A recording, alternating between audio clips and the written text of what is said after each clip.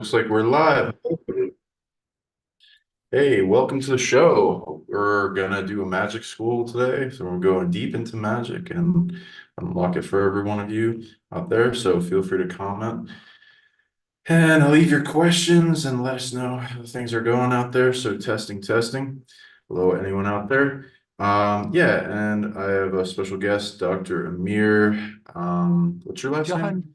Jahangiri. Okay, Jahangiri, thank you. Can you tell the audience a little bit about yourself and how you got into this magical world? Well, magicians, healers, and shamans are born, and then the beginning stages of their life is just remembering who and what they are. And so it's been an interesting and exciting and bumpy ride. I've arrived here as a seeker, as a student, and a facilitator of healing, because the healing is done by the wonderful self. We just push the right button and adjust and help the process of rebalancing. Um, I practice many modes of spirituality and magic and healing, and it is my highest honor and privilege to be here with you, my wonderful friend. So thank you so much for the opportunity. Yeah, thanks for coming on. Yeah, so different types of magic. I'd love to hear more about that. What kind of magic have you been diving into of late? I've been going into soul magic healing and mapping out the soul in different ways because so many different types of energies come from it. And a lot of things go after it. So I'm gonna be like, Wow. I'm gonna make the thing that nobody's doing, and then just map it all out and bring it out to people. What you been up to? Well, interesting that you're speaking about the mapping of the soul. I've had the opportunity to work a little bit on that in the past few weeks. Mm, well, again, this is a specific species or a specific soul archetype where the soul is composed of a crystalline grid network. There seems to be buffers, energy sources, and connecting spirals integrating these crystalline units together. And it seems certain souls are designed to be perfect, and yet they are absolutely not suitable for warfare.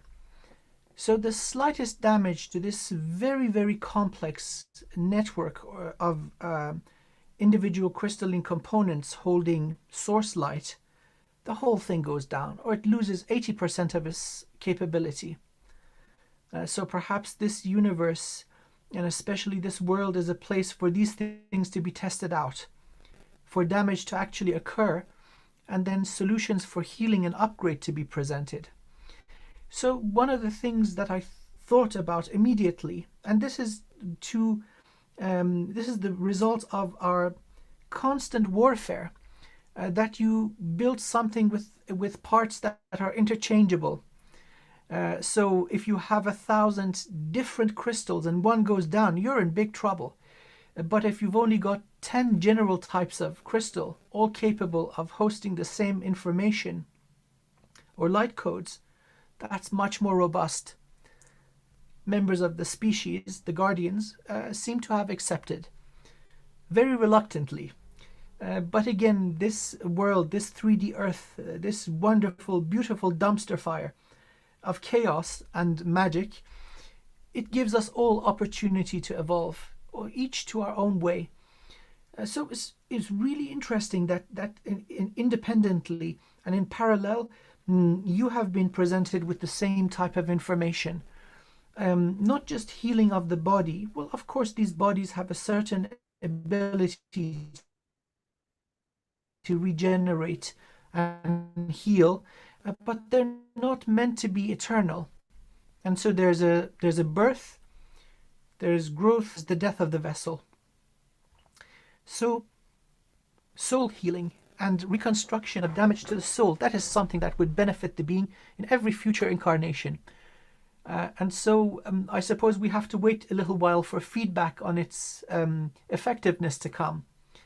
But good ideas are good ideas.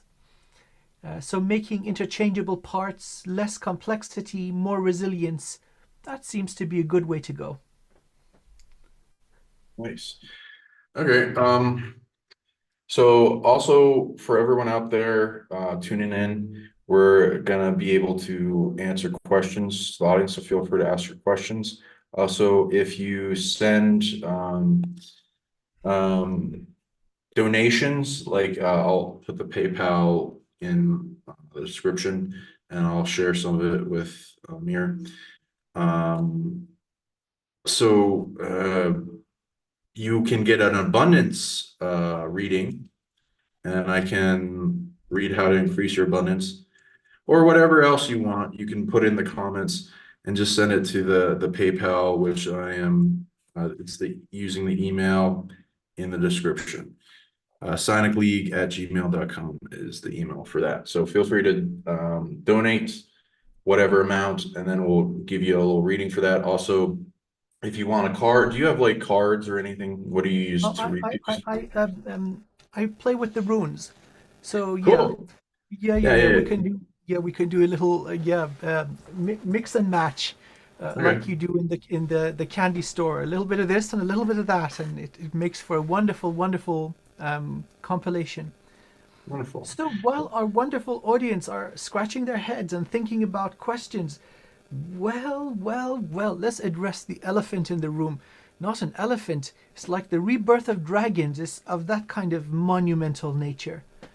So, my dear friend Sean, you have been the instrument of delivery of certain really mind blowing revelations and information.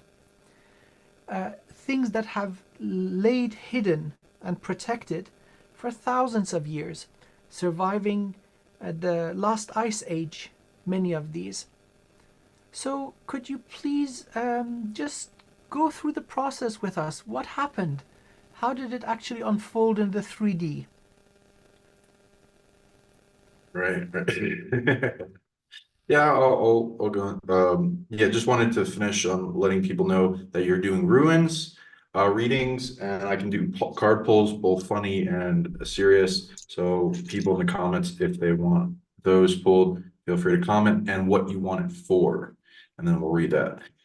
For the sacred objects, the ET artifacts, how did it happen? Well, I'm in Mexico, so I live here. Go every weekend to different archaeological sites and pyramids and mountains and volcanoes and between a bunch of them. So it's really a treat and joy and a wonderful adventure that I look forward to every weekend. And so we've been, exploring a lot and met some people and that are now friends and that are involved in archaeological digs.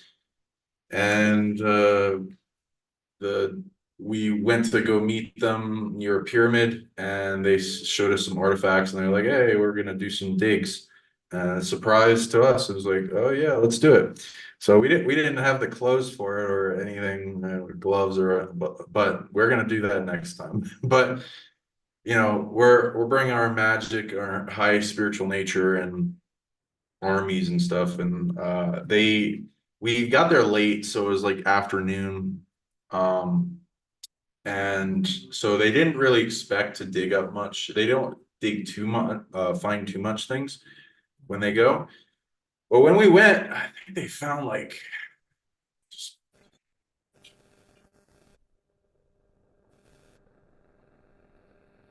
6, 7, 8. It's like more than 10 objects we found when we got there. We did a big ceremony. I'm gonna actually set it up to share screen so that people can understand what I'm talking about. Let's see if this works. Oh, freezing. Okay. Let's see here. Okay, can you see my screen? Yes. Okay, set this up. Okay, so here's like part of the dig site. We got to film us digging it up, which I didn't really think about it at the time, but now that I think about it, it's like really good evidence. Because a lot of people, just don't believe this stuff when you find it. This is And valuable. now we're gonna film it a lot more. Wow. This is my girlfriend's daughter digging up a sacred cup. Yeah, let's see both sides. That is, if you see this ET, Oh yeah. it has wings on it. Over here, there's also this is an ET, and this is like an Anubis-like being, Canis Majora or higher dimensional canine humanoid. ET. Oh Wow. wow. And we're digging a meter down under roots, and we were using a machete to chop through the roots. And so it's like, yeah, man, they didn't like set this up. This isn't fake. This isn't like displaced dirt or all that. There's rocks, pain in the ass, getting blisters on my hands and shaking from like how much digging. It's like, but yeah, it's worth it. It's like it's a dream come true, a bucket list. Oh wow. So here's Anubis. Show us the other side. Right at Plaza. Let Oh wow. me see that AT face. So here's the ET face.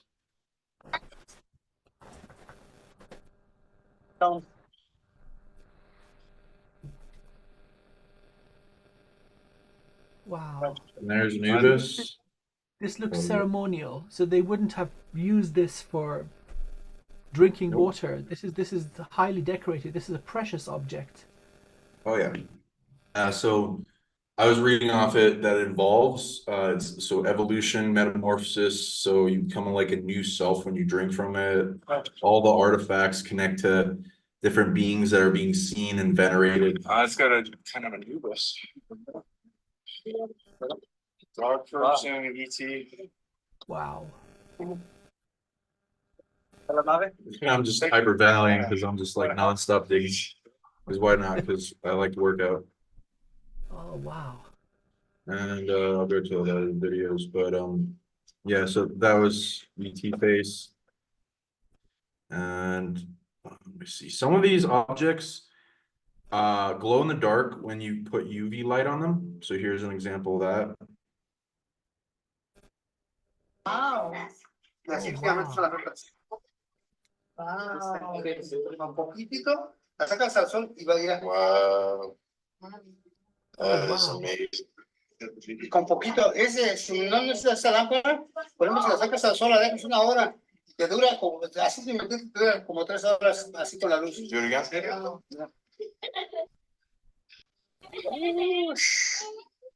Oh wow.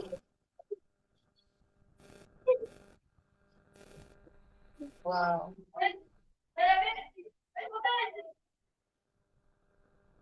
Mira.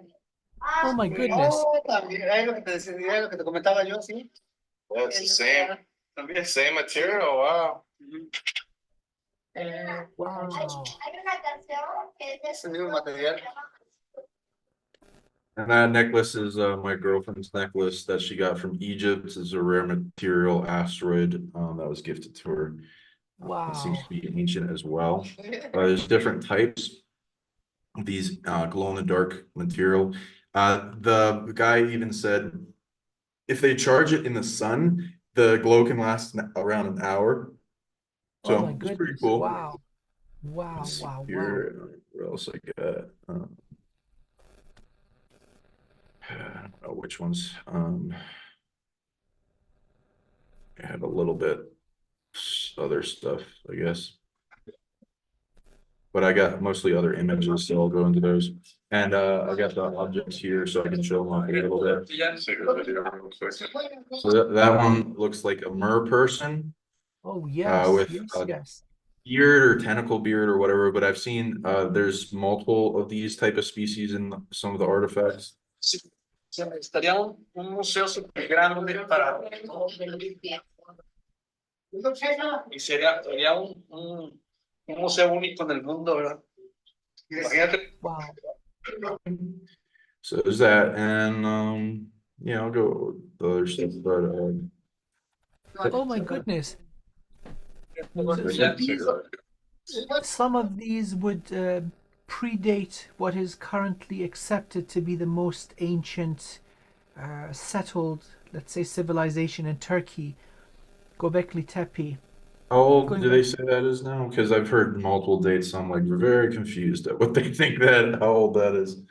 they Have you they heard they anything on think it goes like probably 12,000 years old. Some sites that are slightly more ancient than that. Uh, mm, it seems the type of art is similar. The way they it's mature. It's a stylized art. So the way they would show a skull, or the way they would show a human face, or the appearance of a jaguar, they're very similar. Oh my goodness, this is a skull. Wow. that? They got crystal skulls there. They got ETs on them. We actually have various artifacts with this type of ET long skull, some either breathing apparatus, beard, or nostril thing. There's also tentacle beards, but I think that one's a different species. This one shown is the praying mantis. I Very, mean, very it could evolved. be. I've also heard that could be for ant people, but I got a few gray or long skull or Syrian types, so it could be Wow. that too. Here's the horse-like being. So this is Yeah. in Mexico, but this goes into proof of a lot of the things are covered in languages from Egypt hieroglyphs and cuneiform Sumerian. So yeah, both Anunnaki and a lot of the other hominid races coming in from various places. Or not hominid, anamorphic, Right. whatever. So I'll kind of Wow. go through these fast so that you can get to the magic stuff. But you can feel free to comment on whatever you want. Because there'll be different one of these forms with legs, with wings, without wings, with a spirit body. Some people say serpenty, but Uh-huh. I'm like, I would say that's more because it they have the serpent tail going off to a planet, so that represents where they hail from, and then the higher Uh-huh. dimensional being. And they have these handbags, which I'll show you in a bit too, and a lot of third eye iconography. Um, let's see here. Oh yeah. So here's that mer person. Here's the tail. It's on some being under it. This one glows in the dark too. Oh wow. I'm not really sure anything about this, but Mexico venerates the dead, and they look as it favorably, and they have like beings and deities for it. Here's a little guy with a staff, some bulged out eyes. Some people make jokes about it, but yeah. Yeah, some beings in the eyes sockets as well. Kind of just go through these. Here's the I'll see if I can find I'll find the video. We have multiple videos of digging them out, but this is one of the objects we dug out where it's obelisk, and it's got a Anubis figure on it. Here's the Horus-like figure on it, the staff, bunch of hieroglyphs from Egypt. Here's an object I dug out personally as well, but it was under roots, so I was using machete for this. It looks like a compass, Mhm. UFO kind of thing going on with it. And here's one of the handbags that Wow. has the spirit body going off of it, which I'm reading as higher dimensional and cuneiform all over it. And I read this has a big ass being in it, spirit. So that's Yeah. like representative. So I think these things store things spiritually. Some other people said they also interact like a USB Hmm. input to something sometimes. Okay, let's see where. Oh yeah. So here's a tablet as well. Here's a guy with a headdress. Can't unfortunately turn it the other way. I don't know why. UFO Hmm. beam Oh, down, yep. a cornstalk tree of life with an obsidian mirror in the middle, a bunch of planets, Saturn, his spirit body coming off. Maybe Saturn, it might be another planet with rings. There's other planets with rings. There's other bunch of orbs or planets around. And so his spirit is coming to the origin of that planet. Hmm. There's multiple, I don't, it might be home world because I'm seeing these species have multiple colonies in many of the planets in our solar system. Here's a like squid-like body one. That one's unique. I haven't seen that in other places. The One with squid is feet. The squid is now currently they're parasitic, difficult to deal with. So with the tentacles, they plug into the chakra system. Very Oh, you're talking nasty. about the psychic parasite squids. I got Yes, you. Yeah. yes, yes. Yeah, I've heard those. I'd say this is a different thing. I don't know if this is the same species because I'm gonna have to like tune into that a little bit more. Yeah, But yeah. these seem to be around the same species in different forms or hierarchies, or Uh-huh. like maybe like this is a spirit body, one with wings. This is in physical. This is Mm-hmm. physical without wings.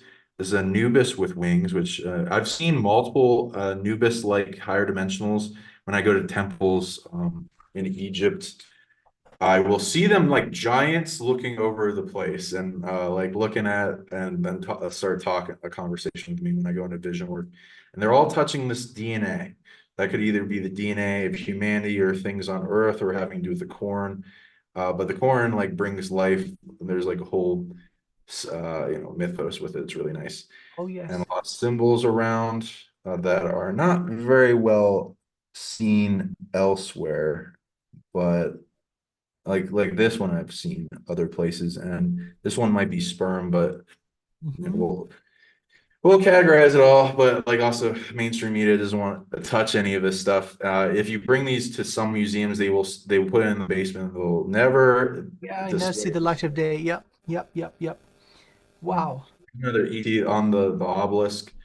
So with that chin strap thing, this could either be because like it kind of looks like a mouth, could be a chin strap like in Egypt, breathing apparatus, beard, trunk, whatever. I don't know. There's a lot of theories, a lot of hieroglyphs, a lot seen I've seen in Egypt, handbag. Yeah, this seems to be a person of renown. Mm-hmm. Okay, and here's barely you'll find that many images of being with an eye as a head, though my friend said they ran into it, and he hypothesizes he's seen images of what's her name, Tiamat with that, but this seems to be a male, so it could be a bunch of things. Though it's venerated, so we'll see. Mm-hmm. This one goes into kind of like the Moon Knight poncho kind of theme with which might represent uh authority over the dead in like a astral sense, as well as I read it has fourth dimensional energy.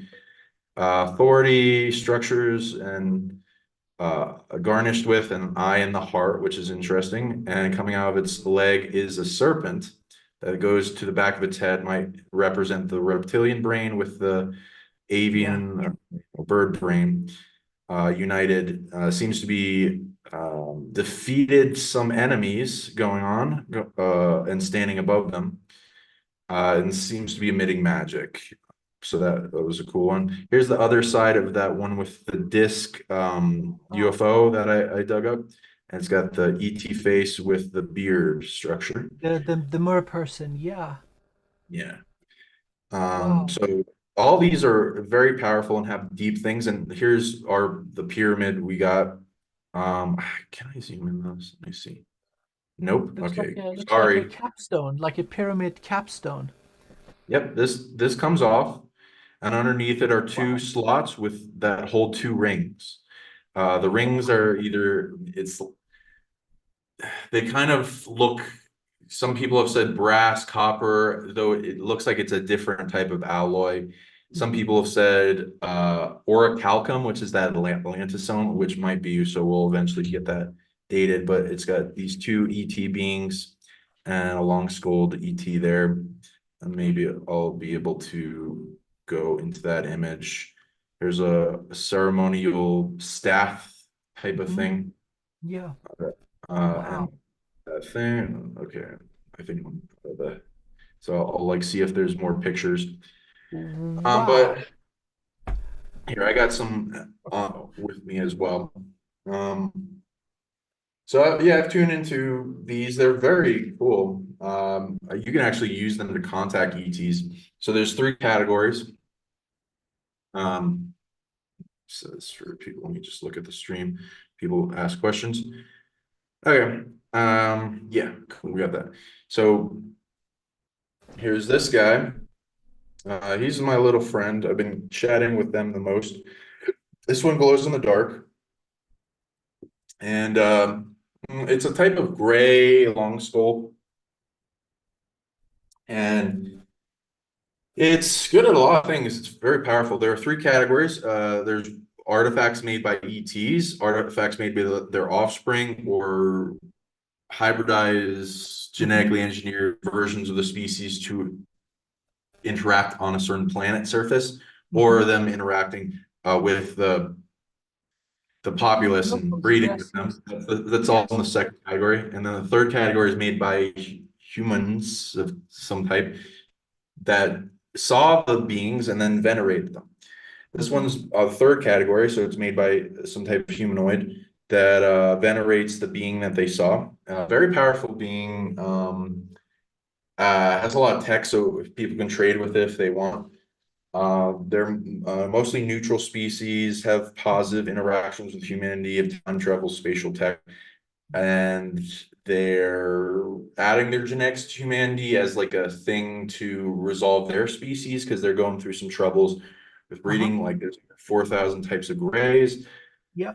They're light, neutral, dark, all kinds of different ones. The dark ones are usually the ones that are enslaved of a species, and which usually will have an original one that's not negative.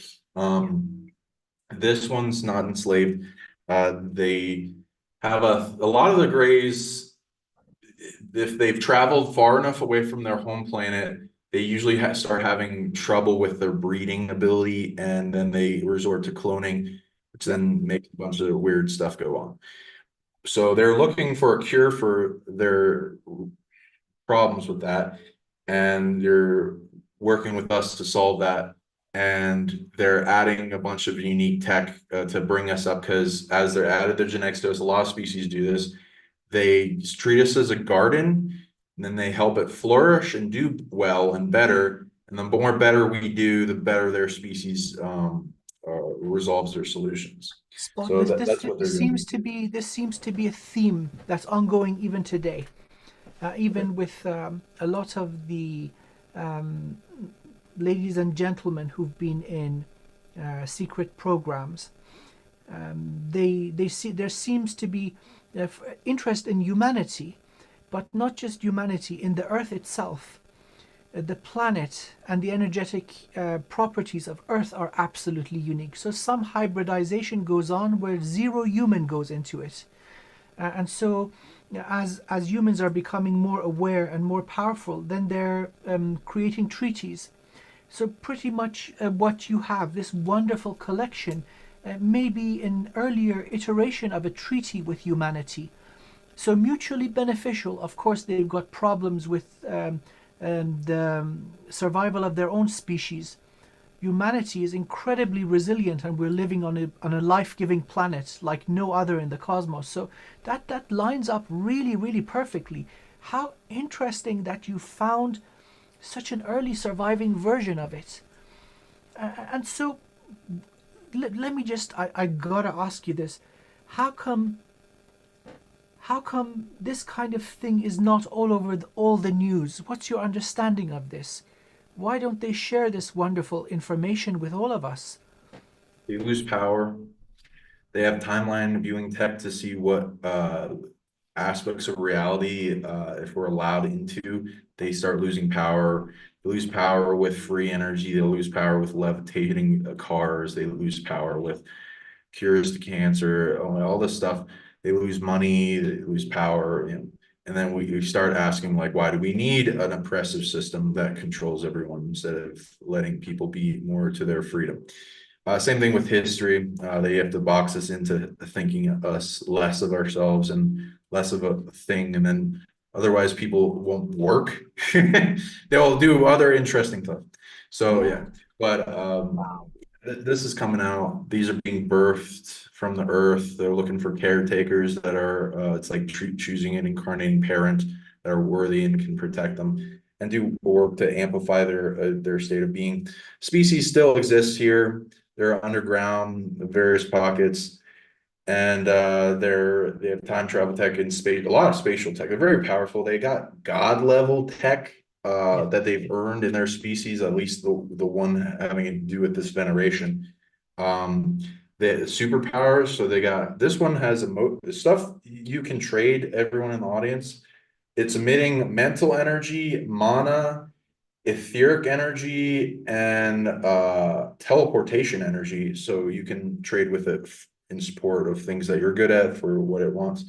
And it's good at emotional, radio-based telepathy, longevity, plasma body, teleportation, generated energy, manipulation, ancient type of energy that's in the gut brain that I don't, it doesn't have a word for it, to use, access the hologram like a computer.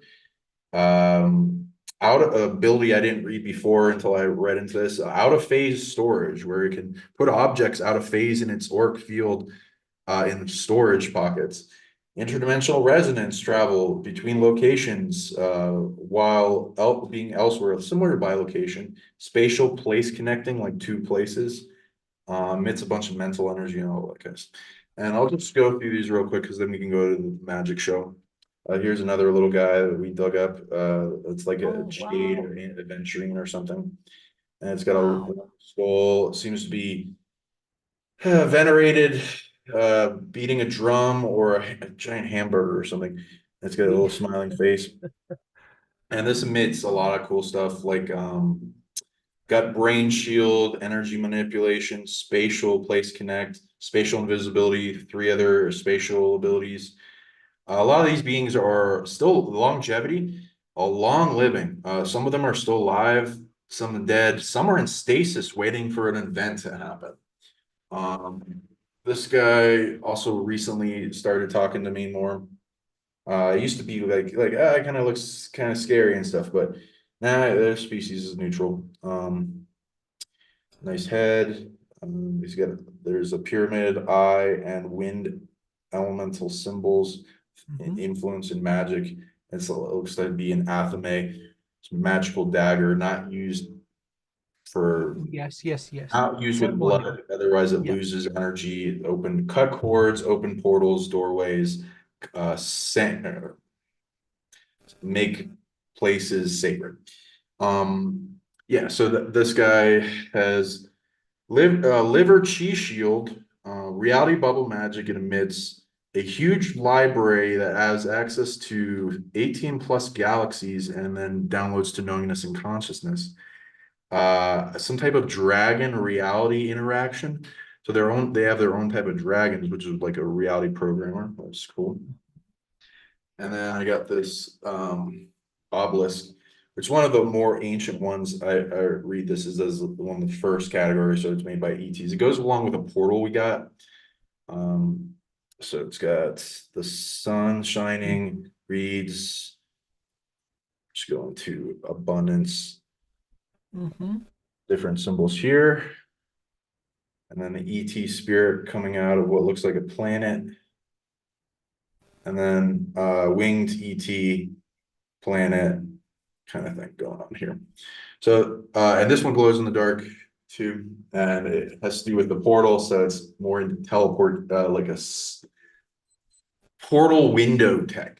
And it connects to like colonies in the solar system of 14 plus planets. We're gonna see what it is fully because a lot of the stuff is camouflaged, and the pyramid is really powerful too. It's like a pyramid in a shrunken down form, like it has the power of a big pyramid. So that one's gonna be really good when we clear it and make it really sacred. So that's into that. But yeah, each one of these is overpowered evolutionary force that will, as more of these objects come out of the earth, change our consciousness, open it up, and help us to get to past type 0, 1s, 2 and beyond civilization, and has a lot of these codes that will download to people. Oh, that is just mind-boggling. And so there's usually when we wait sufficiently long and dive sufficiently deep, we discover there's a great wisdom behind what actually transpires. So I've worked with you. I can absolutely vouch for whom and what you are, for what it is worth, that you are a multi-universal architect, alchemist, powerful healer, but also holder of codes. So these objects in your hands receive activation and repair, so that they can be used to their original full capacity. And so the fact that you have come across them, this is not an accident. Perhaps even all these years that you've spent on perfecting this human body and this human mind, bringing all this soul energy into the vessel, really amounts to this moment is monumental. So have you had time to just step back a little bit and think, okay, why me? Or what's this about really? Can you share that with us, please?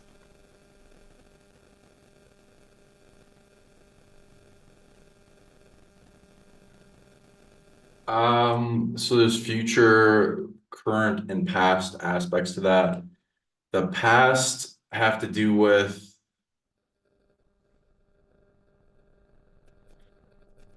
my life. Okay. Well, I get into a lot of games. I don't like to talk about myself because it sounds very egoic. So I like to talk about other people. A lot of people on this planet have come from various places. It's a melting pot of the planet. Oh, sorry. It's a melting pot of the existence of beyond the multiverse. To meet up to resolve a bunch of things that they never thought they could solve. They can solve here through the human experiment of the super hybrid genetics of the human experiment is over 10,000 races plus. And that's just on base of average.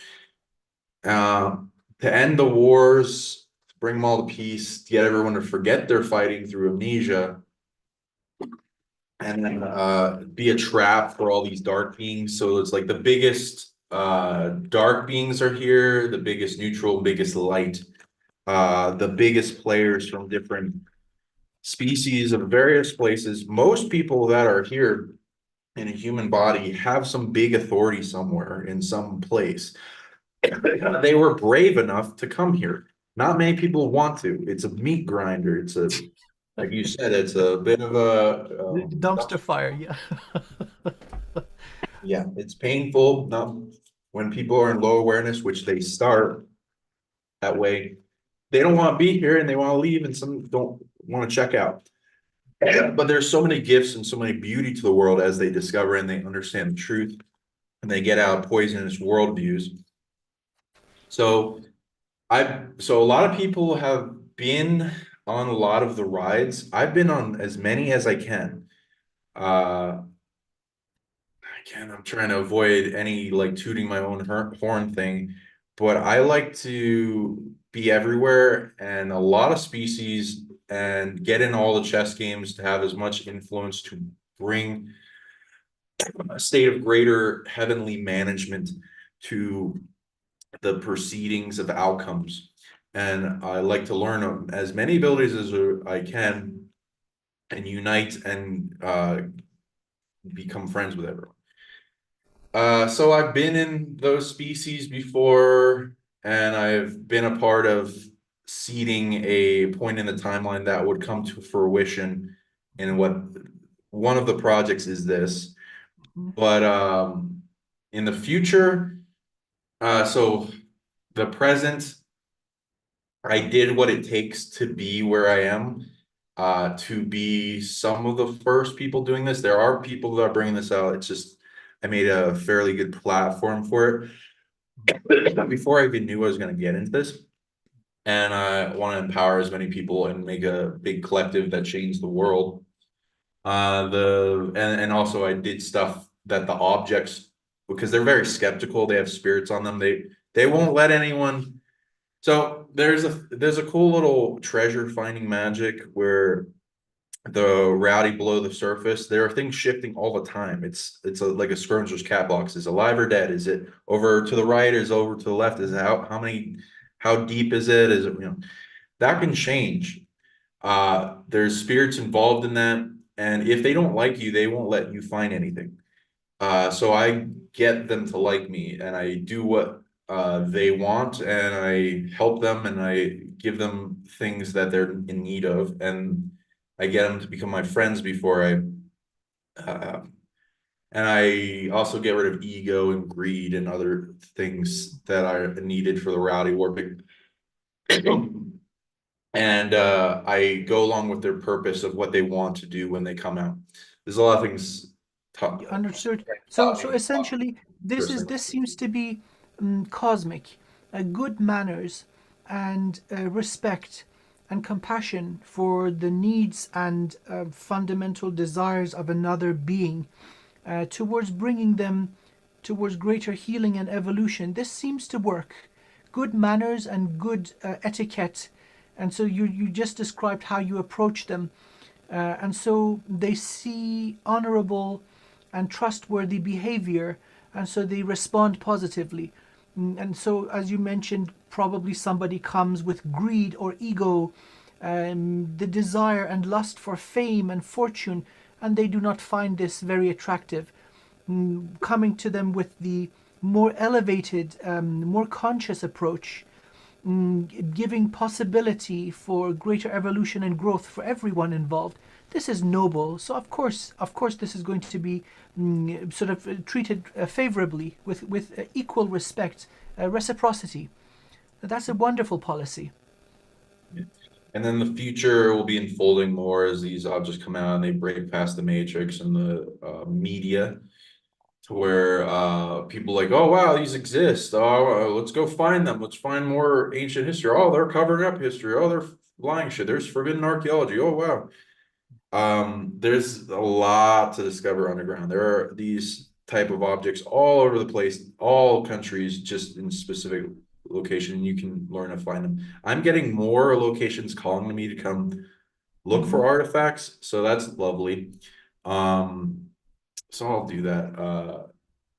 And I'll go into the spiritual aspects, because each time I show these online, there's a big spirit around these guys, and they trade and do commerce with you all, and they want to help you and expand in your evolution, and they grow as they amplify the connectivity, and they're breaking people out of matrices, so they're having a big impact on the collective consciousness. And again, like I said, they want to bring us to a type, whatever the hell type 5 civilization is.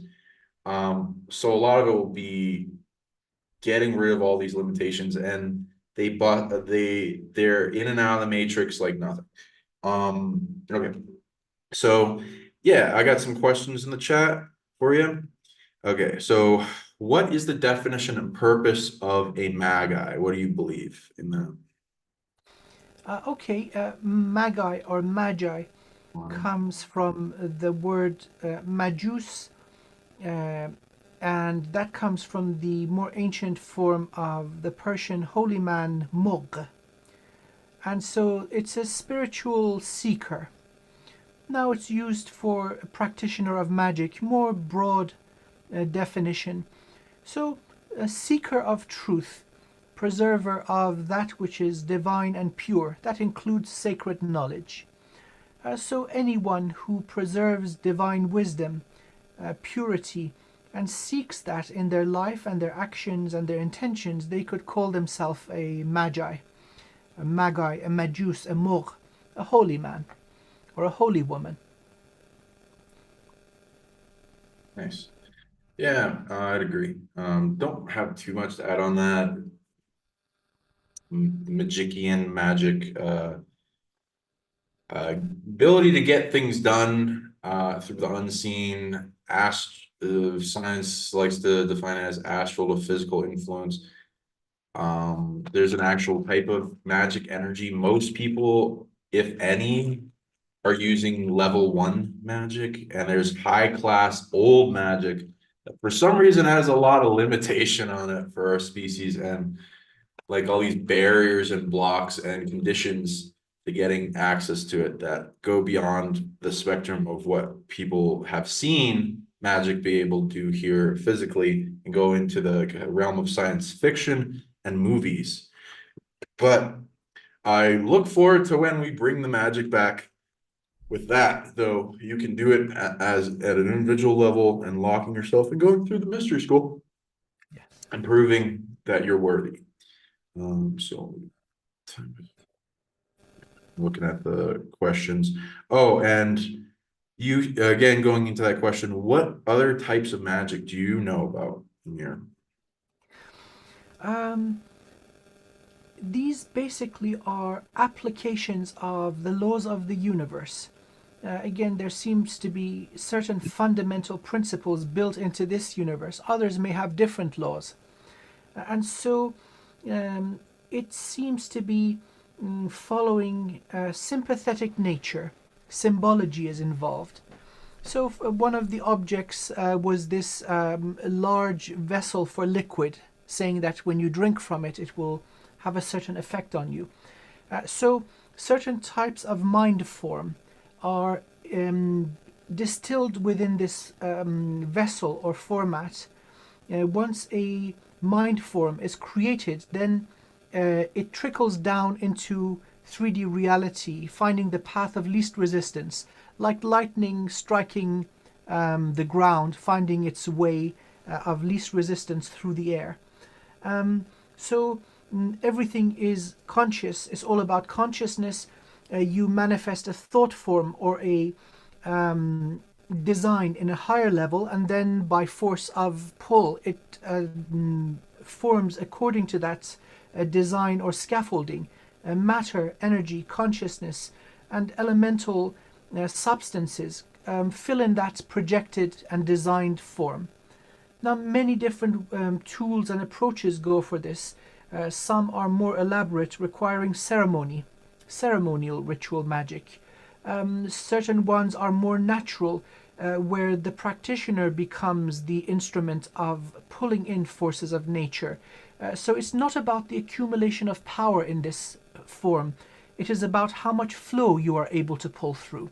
So you may, at a certain level, be completely in the matrix and act as a 3D human, but then when push comes to shove, you pull in the forces of a sun and channel it into the earth, raise a tsunami, cause earthquakes, make volcanoes erupt, or stop them for that matter, and have an equalizing and protective effect.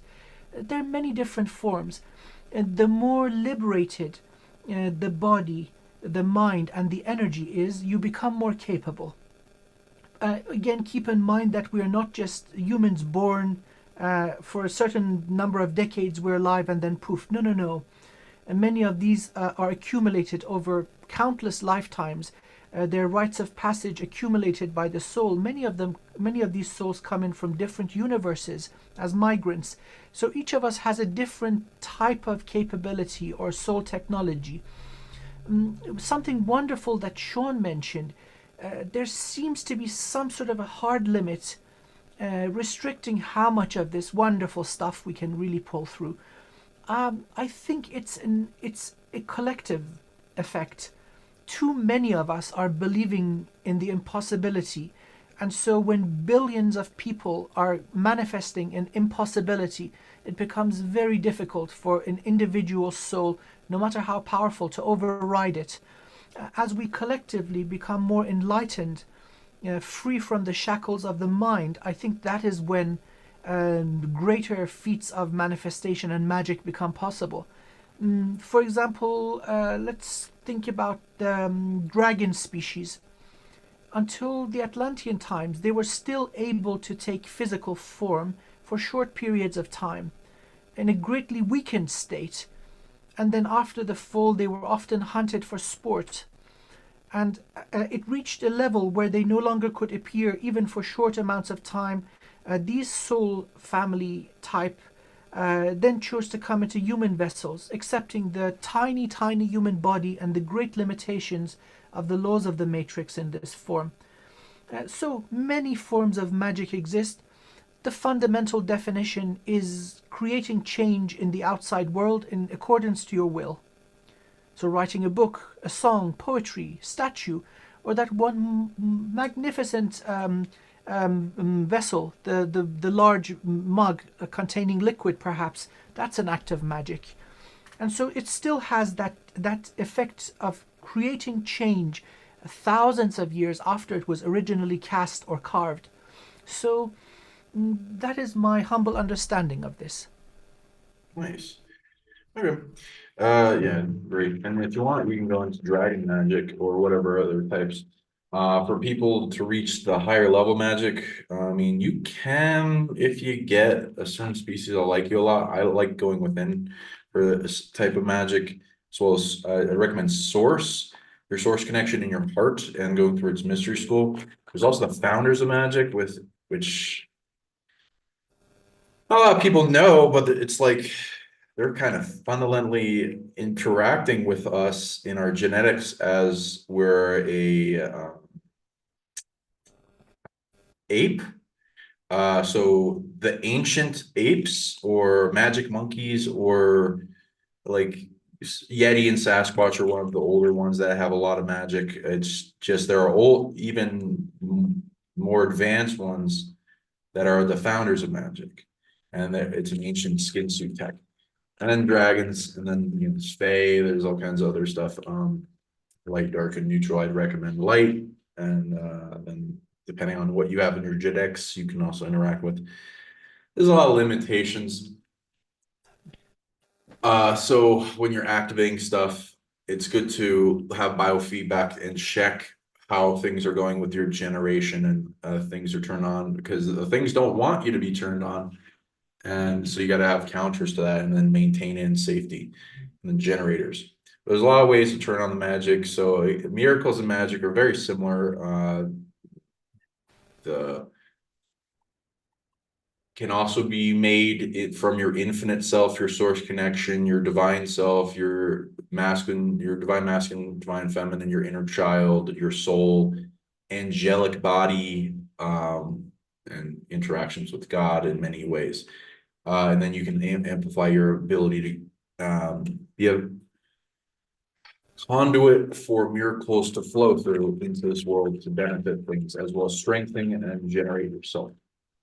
And there's other forms of influence, reality warping, and a lot of abilities. It's just, it's a term that kind of blankets all that.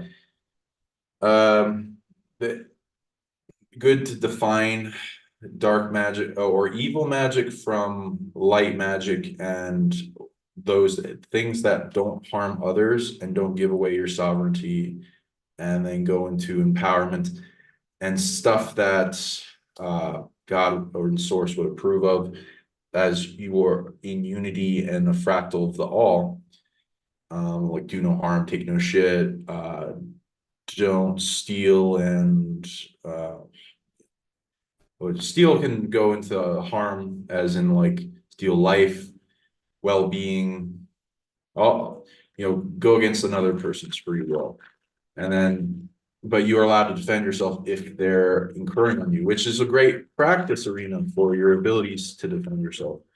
And most people are targeted in some way, but a lot of demons don't want you to even know they exist, so they'll just steal your energy and let you drain, and illnesses and pain and stuff. Yes, yes. So, Sean, I think something critical just came through the words that you beautifully spoke. Limitations. Something is kind of off with this holographic reality. It seems that slowly but surely it's ready to go offline, and this is not going to be a switched off. It's a gradual process, probably taking another 150 years. But these devices, these technologies, such as the ones that you presented to us, I think they have something to do with bringing back missing or dormant codes, or activating dormant codes in those who become aware of them consciously. So like a rejuvenator or activator of certain soul codes. I think this is what these are doing, and then being presented through you. They receive healing and reconstruction to their highest original state, so that they may be used for this purpose. So it's like a wake up mechanism. and you're the one that's activating the devices that they are then in turn going to be activating countless people, many of them still unborn. Even if it's only through an image of this, they absolutely have an effect. It's very difficult to deny. So I think this is all in all on schedule, and it's going to have a very positive effect towards the awakening of the masses, seeping through the energetic, then unconscious, then subconscious, and finally to the conscious levels of the mind of our wonderful brothers and sisters, the body of humanity. This is the energetic spark that eventually starts the flame. Thank you. I appreciate that. Yeah, I'm all about helping our species do better so that everything gets better, more heaven on earth. And I love seeing people go into their free will and what they want to create. And it's beautiful and makes my heart open. Yeah, so and people feel free to add questions to the chat, and we'll be doing readings, and you can also get healings, release abundance blocks, and other things from both of us. I put in the email you can send a donation to in the PayPal. So feel free to do that if you want that. And feel free to comment if you got donated. I'm going to be kind of looking it over, but and I guess we could go into what are some big goals you want to do if you could. So we're two powerful magi and an audience. What can we do today that will make a big impact on the world? And feel free to put your suggestions in the comment. Maybe we'll do it. Maybe if we're like, oh, that one's a big one. That's a little. I don't want to bring anyone through any big dark nights of the soul or anything like that. But like if it's interesting enough, we can do it. We can even do it into the magic stuff. How to bring more magic back to the world, like either through place of power on the planet or things in the system or things that will bring it back to us. Also read into some missions for everyone. We can also do stuff for the dragons or the founders or source if you want. What do you suggest? Yeah. To be perfectly honest, I trust the wisdom of every one of our wonderful audience. See, all that we are already exists. It's just covered up through trauma, through bloodline curses, through our belief systems, through all sorts of damaging education and culture. What I would do, if I could do this, would just for a moment show every living human their true self, that glorious, wonderful true self without limitation, showing them what freedom really is, and then gently bringing them back into where they are currently in the illusion. Once they see it and feel it, there is no going back. You see, people don't miss what they never had. And so knowing what is the outcome, how magnificent their true liberated self is, then they will not stop until they reach it again, and they reach it permanently. Nobody is going to save anyone. Nobody is going to carry anyone. Nobody will do the work for you. Anybody telling you that is a liar. Or they want to extort you and take advantage of you. That is never going to happen. Liberation is individual, and so once you truly discover how magnificent you are, the outcome is guaranteed. Then we just need to go through the motions. Okay. Do you have a method for that? If not, I can tune into stuff.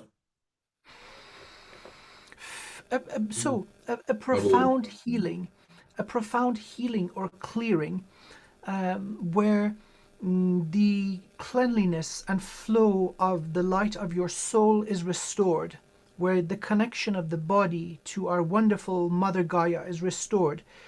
For that even momentary or temporary bliss, this happens through a good healing or cleansing.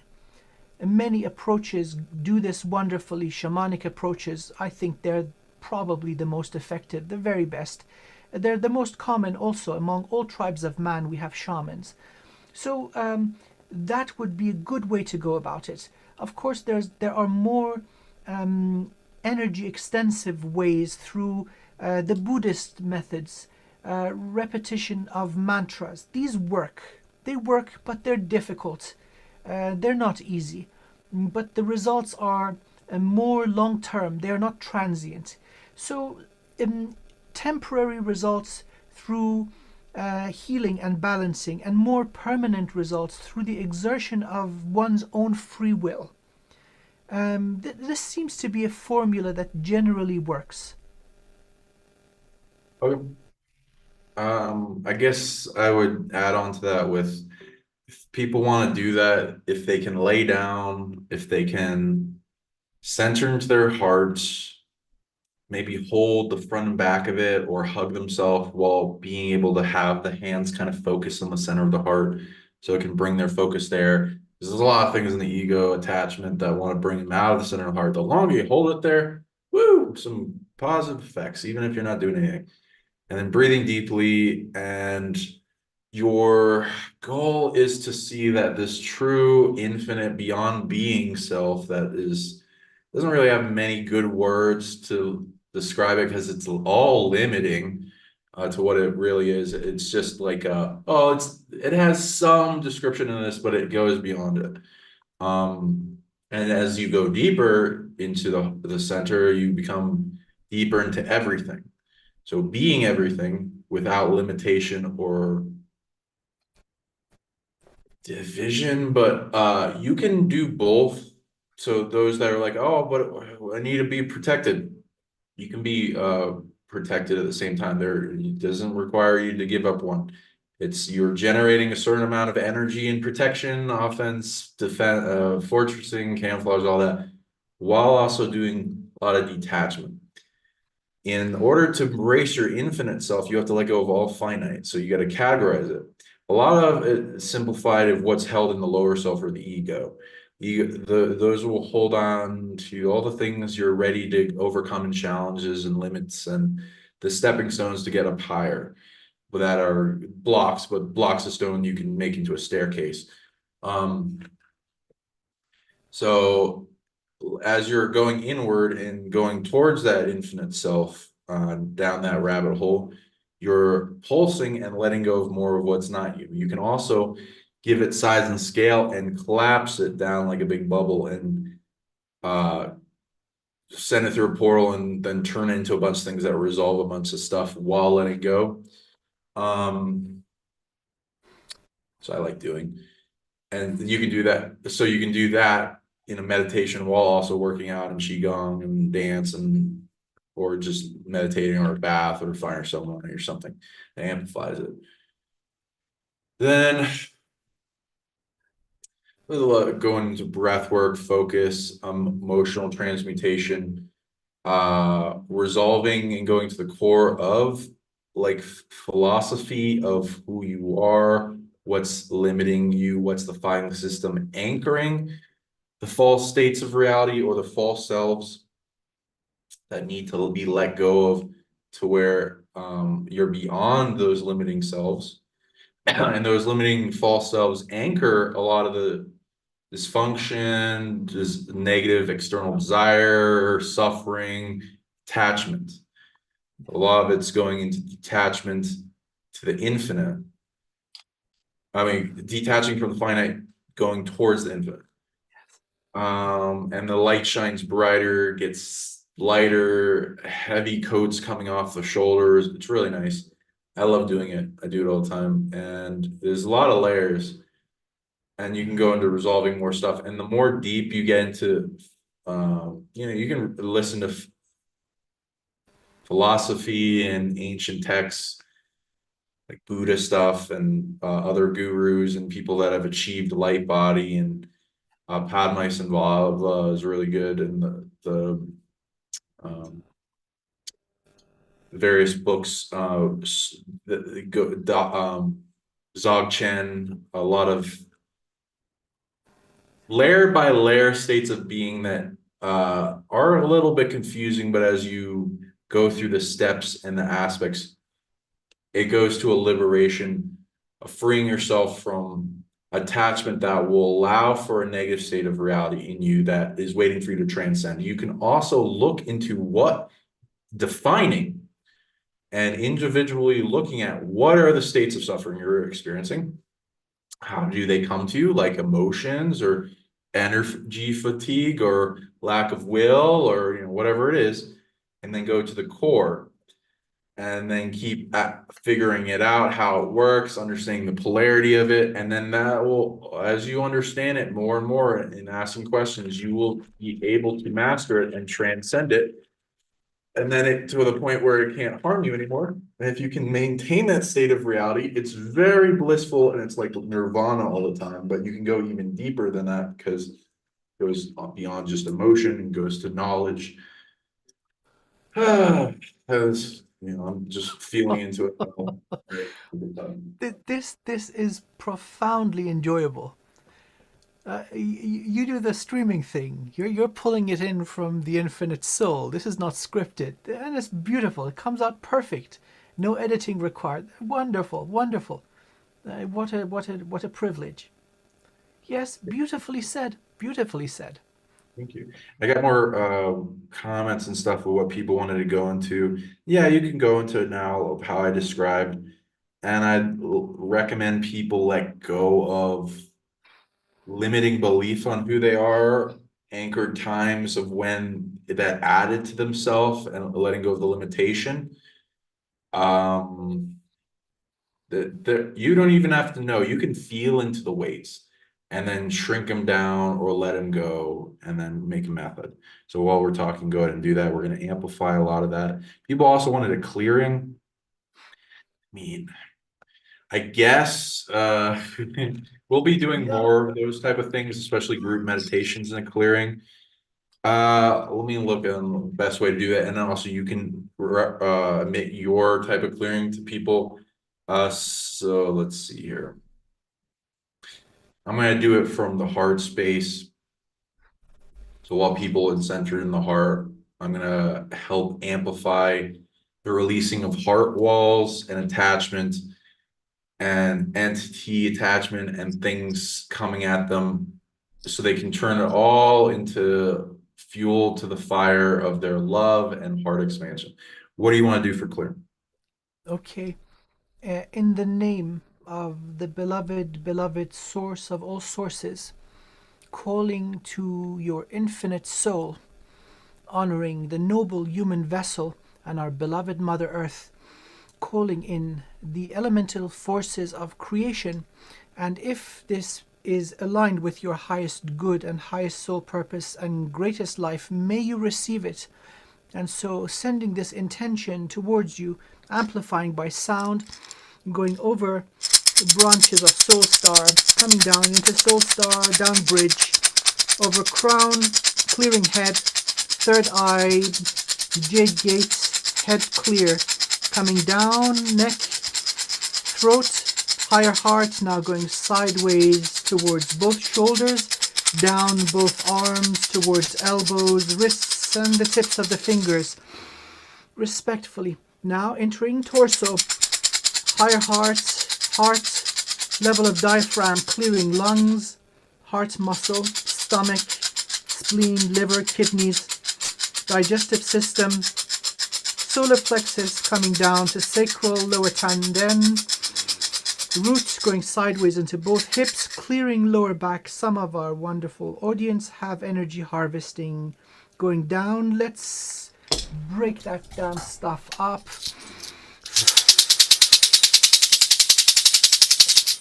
And going through the energy of the collective, scooping out, pulling out of your aura and burning all of it. Washing with light, the light of the beloved divine, repairing. That was the major problem our collective audience were having. Now coming down into hip joints, down thighs, level of knees, shins, and heavy obstruction of the feet, connection to earth. Let's use something a little bit more powerful. Level of ankles, washing ankles, washing your feet, going into the earth bridge and earth star. Let's vacuum all that stuff out using obsidian, clearing up your roots. And now let there be light.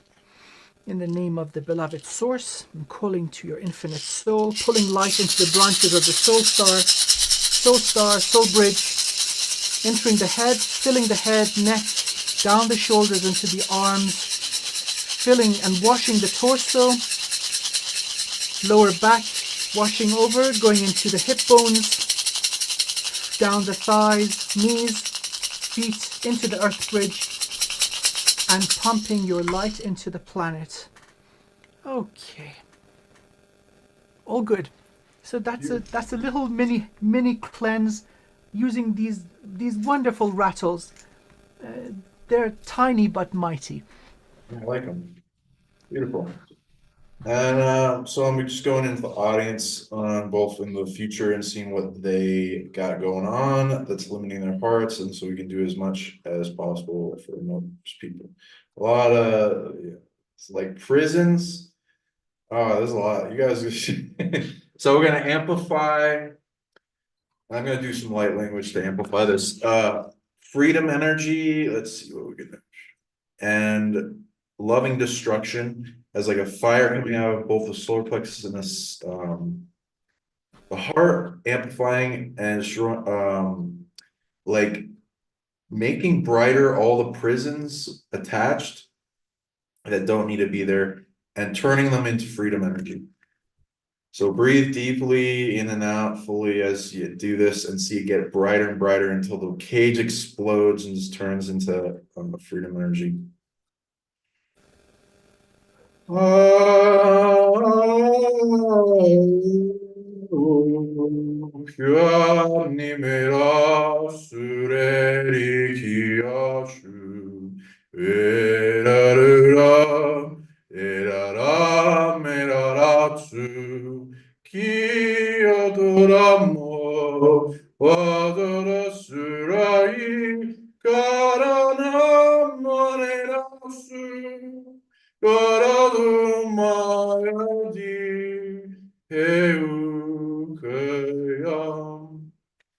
Okay, cool.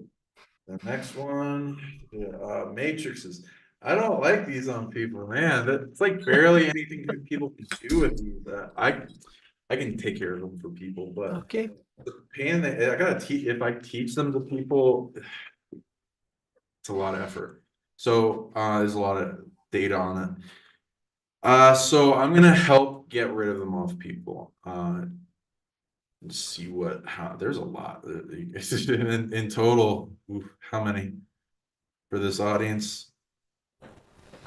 Like some people got like at least 10, and then it's going to some people got like A lot. a quadrillion of them. So there's a lot. So I'm gonna let's see, just make sure. One, two. I'm gonna resolve the motivation behind them. One, mostly they're being stolen from 1, 2, 3, 4, 5, 6. Ooh, okay. 1, 2, 3. When? Okay, they're being stolen from prime creator of the galaxy, fractal that interacts with Earth, that people call God. That is associated with it's around the time of okay, going back to Earth being formed. Okay, so yeah, we're gonna resolve it back in time. These because the matrices are stolen. Evil doesn't make these, so we're gonna resolve them back in time. In the tehuto surim menesi jehora sodos swane vigoro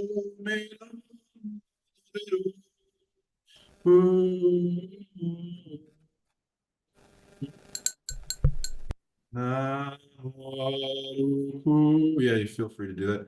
Namwarihu Arau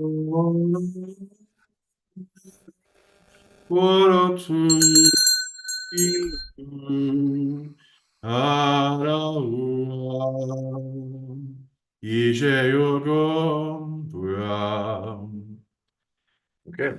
we got some more clearing going as we're doing the show, so feel free to bring up what you guys are feeling so you guys can experience it from us, and then you can come to us if you have more in-depth stuff you want to take care of. Okay, so we got some interesting questions. I'll go into the dark question in a bit after people, chill down from their nice space. Let's see here. Can they also want to connect us to our dragons? And so from Tiffany Rumping. So what's your method of connecting to dragons? And I'll go into mine.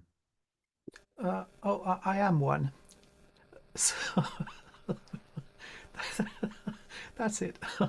Yeah, just be a dragon. That's it. Just be a dragon. It's so awesome. There are many forms of dragon. It seems to be a very effective archetype of life. There are humanoid species, head, torso, arms, and legs. They're insectoid or arachnid types of life form.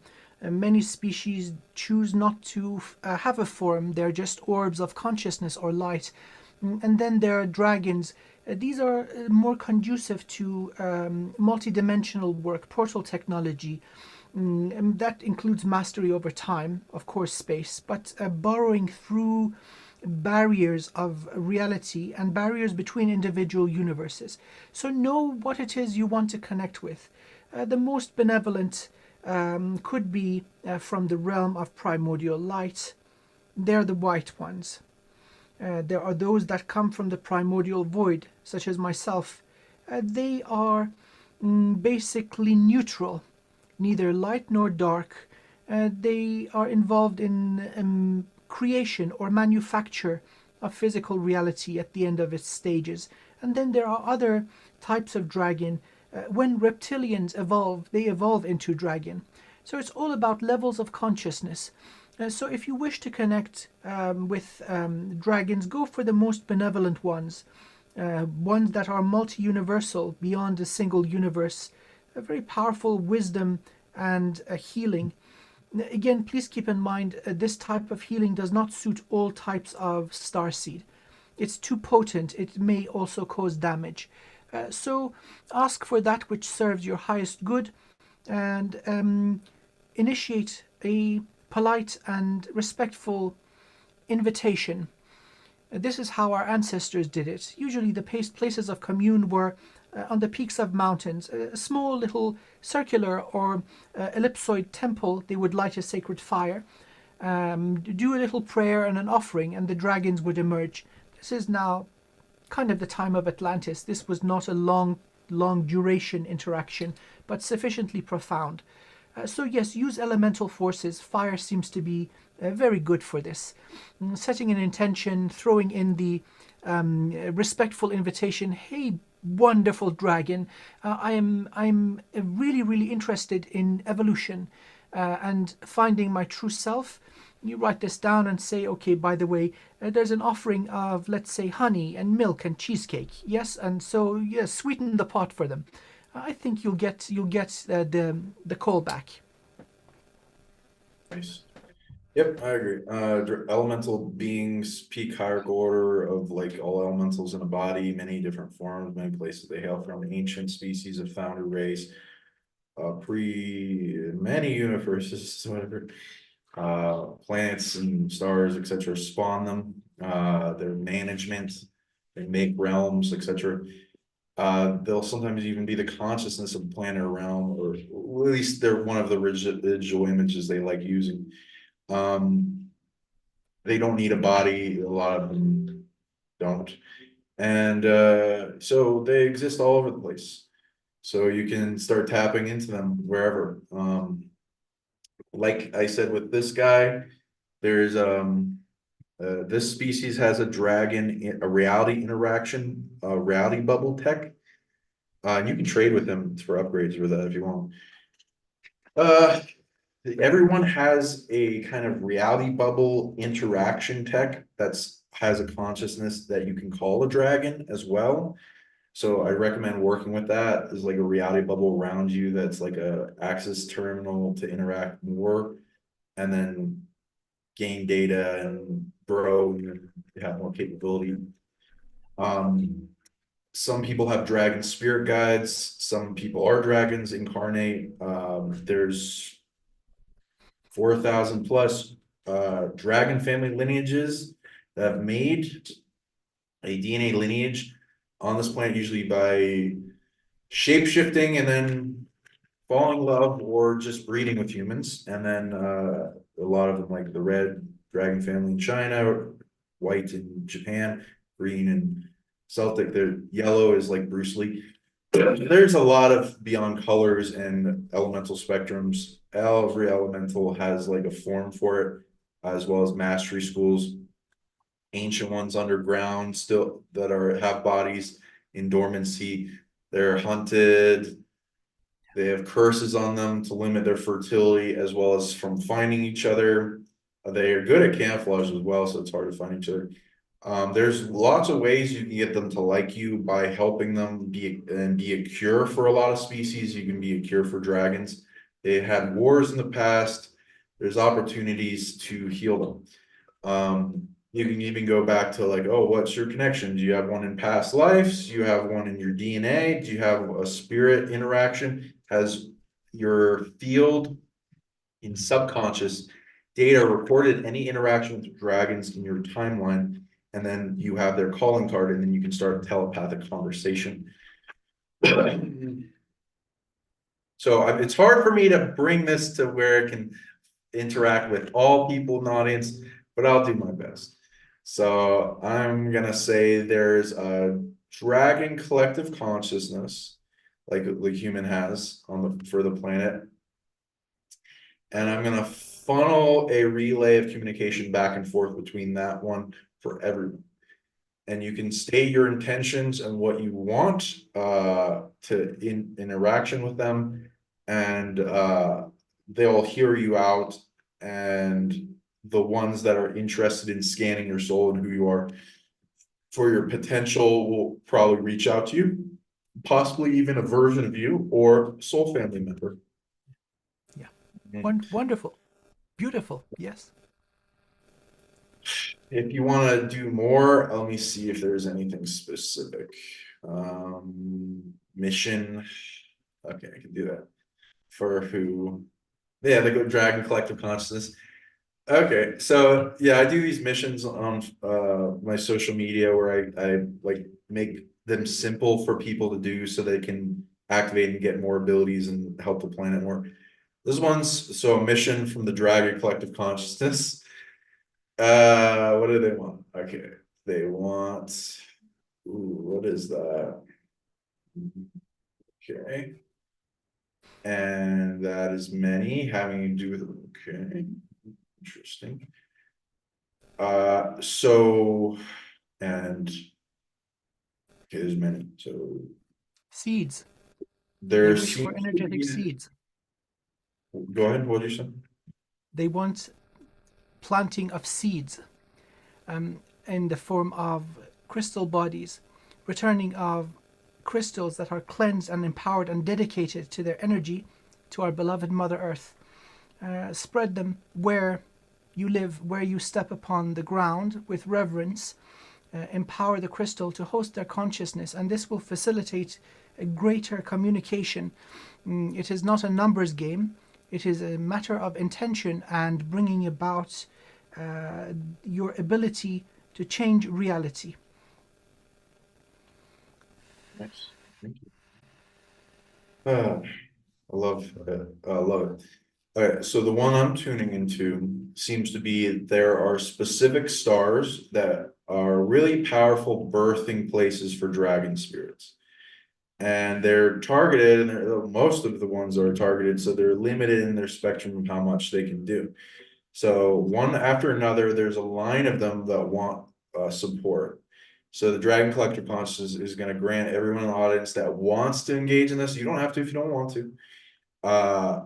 A bunch of abilities, such as amplifying your uncreation ability, so you uncreate attachment and limitation, amplifying fortress, Love out create. Love that one. Yeah, that's a good one. What else? Wholeness. Oh, okay. They're stealing from the sons. Okay. And heart's work, which is bringing to unity the polarities of a system, so it comes back to sanity and balance, etc.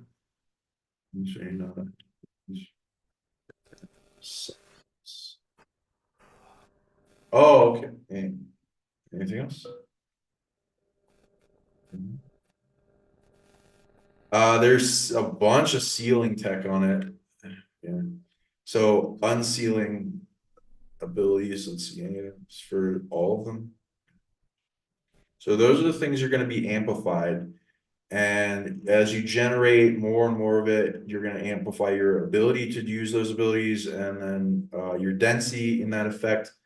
And then you'll be projecting and funneling that to the stars one at a time until they get to a high level of capability of birthing.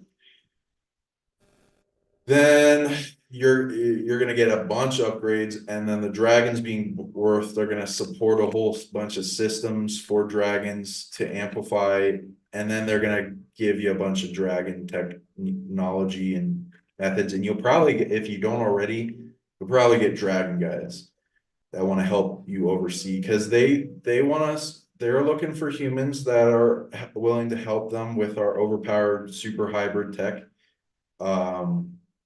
That's limited, but if you unlock it, it's very unlimited.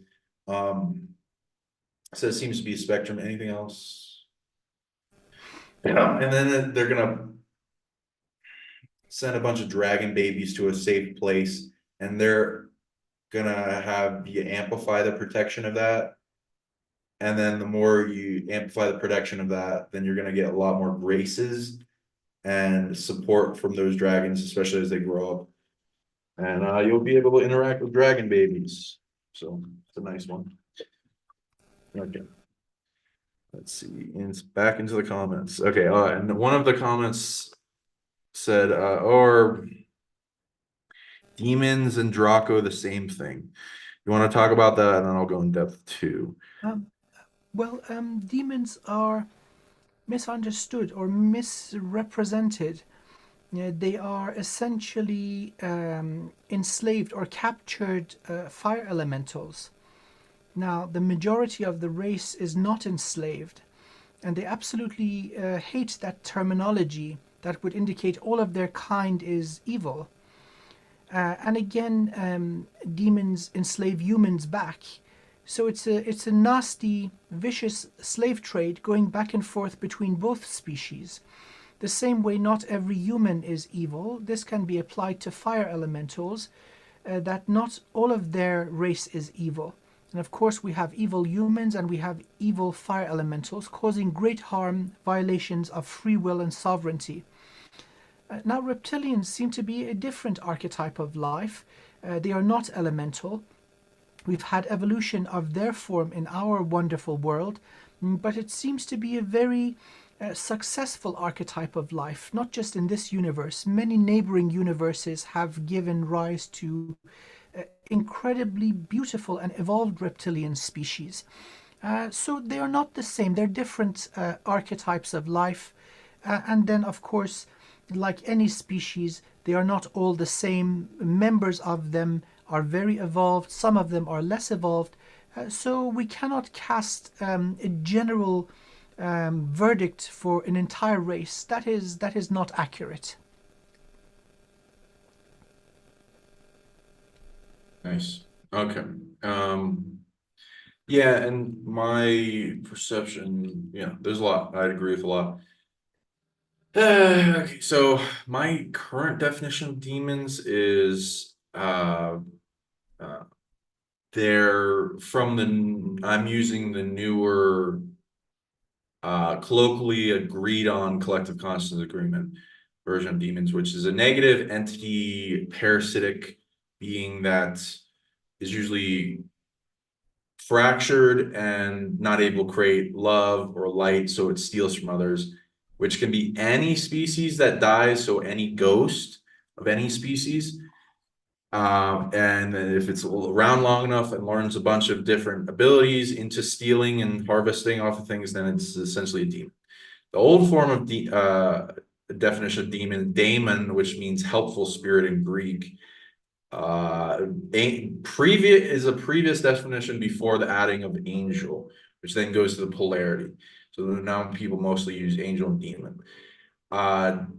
Daemon books of different categorization will have multiple beings differently defined, but have a propaganda. Some are positive, some are a lot more neutral, a lot are negative. So you gotta be careful with who you're interacting with, because the mythos isn't gonna be super accurate or helpful unless you find out more information. So it's good to be discerning and careful. The devils are a different species, though they have a lot of spirit forms that will be demonic. There's a lot to their mythos. I'm not really comfortable talking about it super unless I have a lot of time. Jinn are their own species as well, which goes into fire elemental, is a form of what people have called demon, especially the shaitan versions, which go along with the Islamic version of Satan. Though there are many elemental types of jinn, including positive ones, though a lot have come here have been enslaved by various races and are pissed off and don't really like the races enslaving them. So you got to kind of do a lot to get them to like you. And there's various protections against that, which I can help. Draconians are not the same as dragons. They're they want to be dragons, a lot of it in their genetic engineering, but they're more related to the serpentine founders from their origin. They have demons because they die and then become ghosts. And they have interactions with demons in their rituals and their summoning techniques and magic. Yeah, so and dragons have light, dark, and neutral. There's angels riding dragons, there's angelic dragons, there's all kinds of stuff. So not to put that in the same as draconians. So we also have from Christy Campbell. Can we ask the ET beings to communicate a message to us? Yeah, and go ahead if you want to tune into any messages you're getting from ETs. I'm getting one not from the objects, but I can ask them. The higher selves of the beings related to the objects, but I'm getting one having to do with this higher dimensional species near Sagittarius, near the center of the galaxy, wants to go into a connection with the audience if they want. They're a higher dimensional light being that they're beaming a blast of energy at the Earth at any given time, and we have to enter a space of opening and trust to receive like a solar sail, receiving more light kind of thing. It's like through the different apertures of the chakras, and we can amplify trust to receive more. And then there's a ping pong conversation each one of you can have with them back and forth, individual subjects you want to go into. But they also have like a message of the future that it's like a rocket ship that's coming up against a lot of, I don't know, it's like when a rocket ship's going into atmospheric re-entry. And it feels like everything's heating up in the ship hull and things are falling apart, it's shaking a lot. That's gonna be what's happening in the future. But if the more people are doing work to stabilize and maintain and become aware of stuff, the better it's maintained, and the rocket ship is heading to a better place. It's just there's a lot of force trying to stop it. So that's the message again. Any messages you got coming up?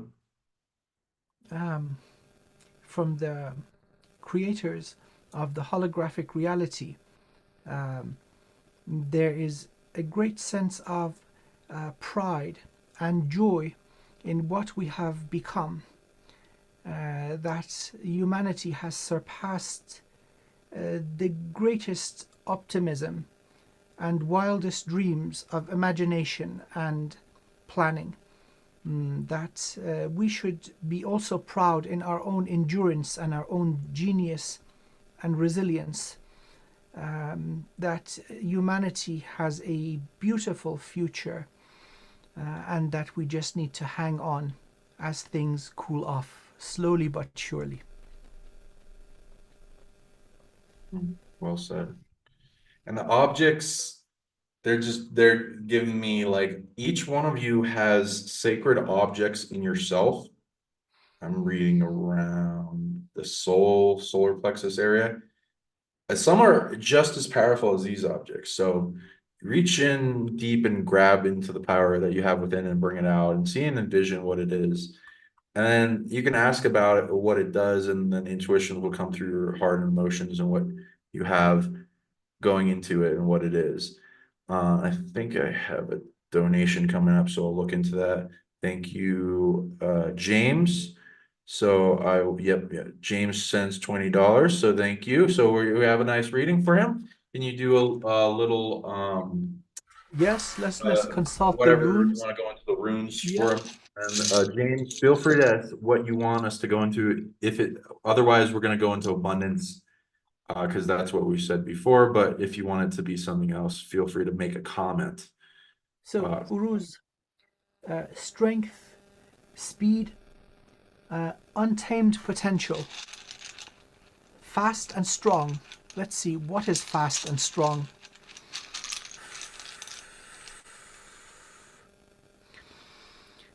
This is Ingwar or Inguz. This is a process of gestation or becoming.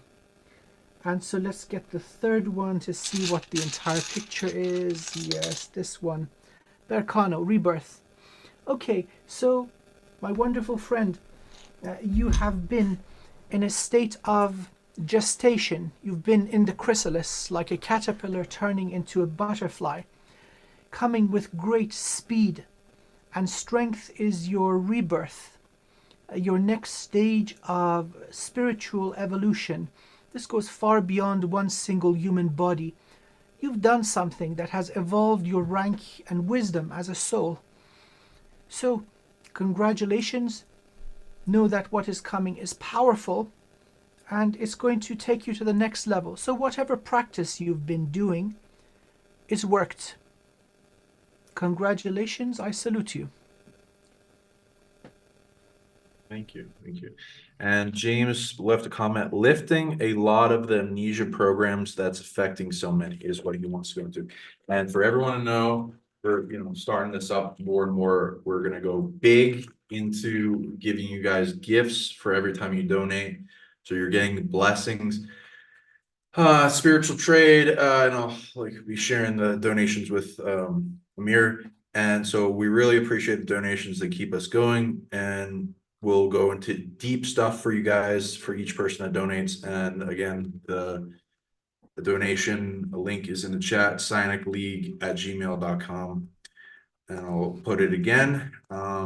And we can go into abundance, amplification, as well as many other things. And you can feel free to put a comment of what you want. And then also, if you donate, I'll look out for the donations, but feel free to comment that you donated in the chat, and then I'll get right to you really quickly. Okay, so they wanted to go into amnesia. So that's a big one.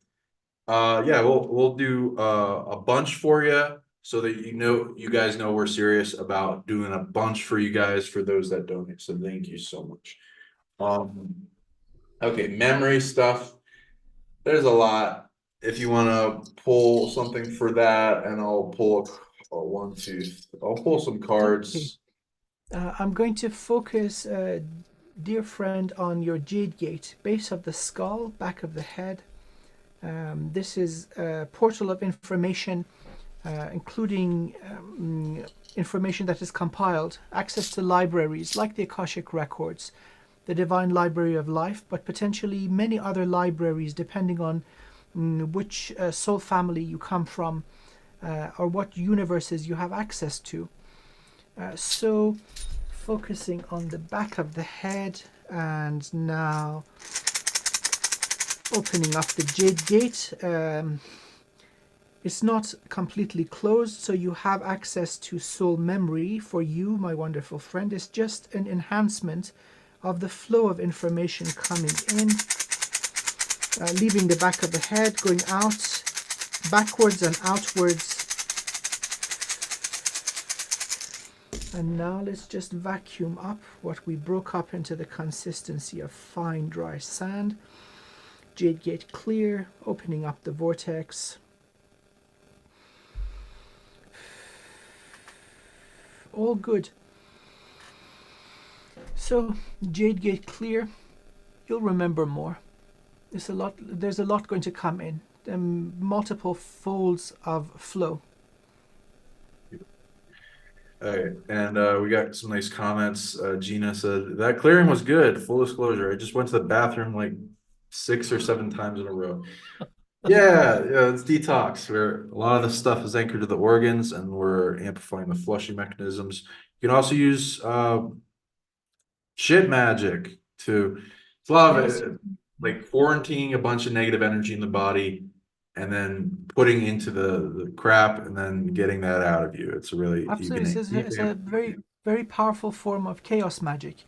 Yes, so you give the waste first of all gratitude for what it has done for the body. It's given you the gift of life, nourishment, and energy, and so now you're blessing it and also giving it the sacred mission to help your body purge what doesn't belong. This is not all physical. It will include all solid, liquid, gas, plasma, energy, and consciousness that doesn't serve you. So absolutely happy relief. Oh, you froze. What was that last word you did? Well, I said absolutely and happy relief. Cool. Yeah. Nice. All right, and then we got did I make this hat? Nope. But it's a galaxy hat, so it's really nice. Cosmic green magician. People like the dragon babies. Evil mental. Yeah, evil is kind of a mental illness. It's a corruption, lack. It's like a cores of lack, like lack of love, and a state of being that's overwhelming to like drive a being out of insanity. Evil, if I Okay. want to look at it at a different way, we've got poles of existence, light and dark. And then we've got this point of, let's say, zero effect, where you're right in the middle. And so in this point of balance, it is that you grow with the least amount of resistance. Going closer to each one of these poles results in a state of stagnancy. And so really beings that are out of balance, regardless of which direction they are skewed towards, are capable of acts of evil. So looking at someone who wants to force you to go to heaven, this is just as damaging as somebody who wants to force you to act in ways that are dishonorable. So it's being skewed off balance that causes acts of evil. It can be done by both poles of existence. And going back to James's thing on getting rid of amnesia, that's a big tall order. A lot of layers that would want to replace themselves. So we can add to the remedy of it and get people inspired to remedy it more. I'm working up to it, as in I have to create a bunch of systems to be empowered and strong. Before I get into that, though, I have delved into memory quite heavily, so I can say a bunch on it. And for people, I drew 3 fun cards so people can guess what those are before I answer what it means. So for James, how to resolve amnesia for people. The cards are, and I'll show them. A shiny rock that proves I love you.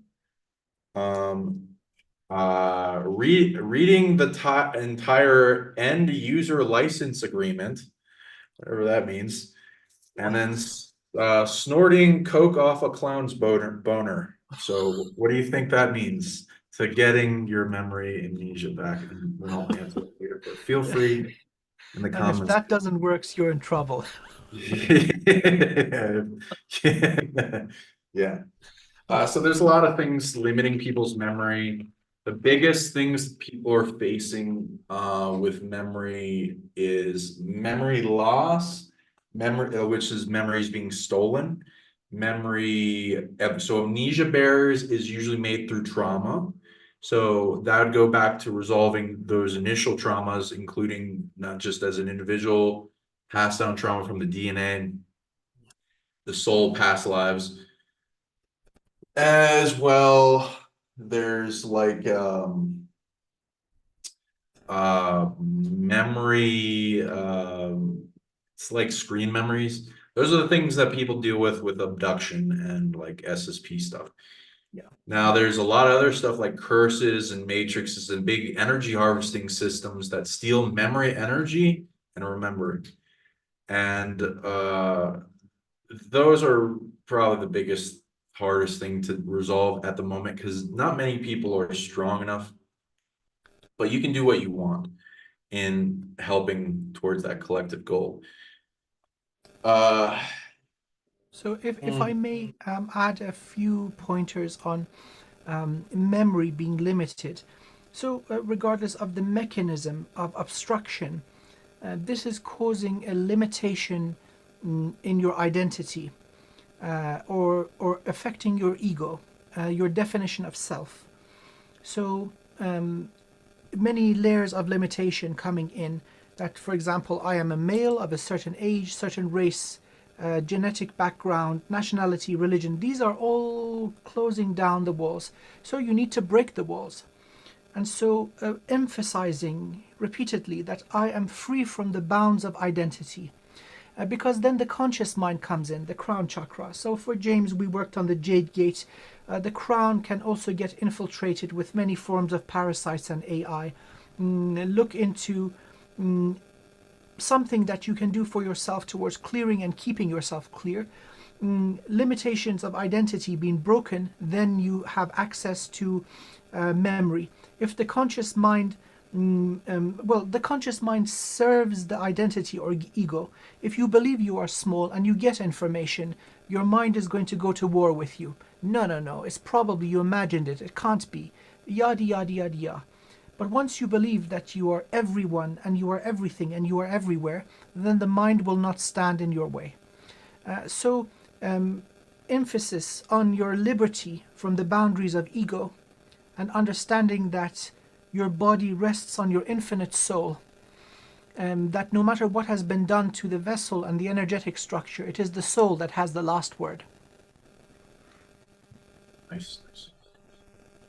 Okay, so as much as I'd love to help the collective consciousness of humanity with the amnesia thing, if I talk about things online, you guys will probably get attacked.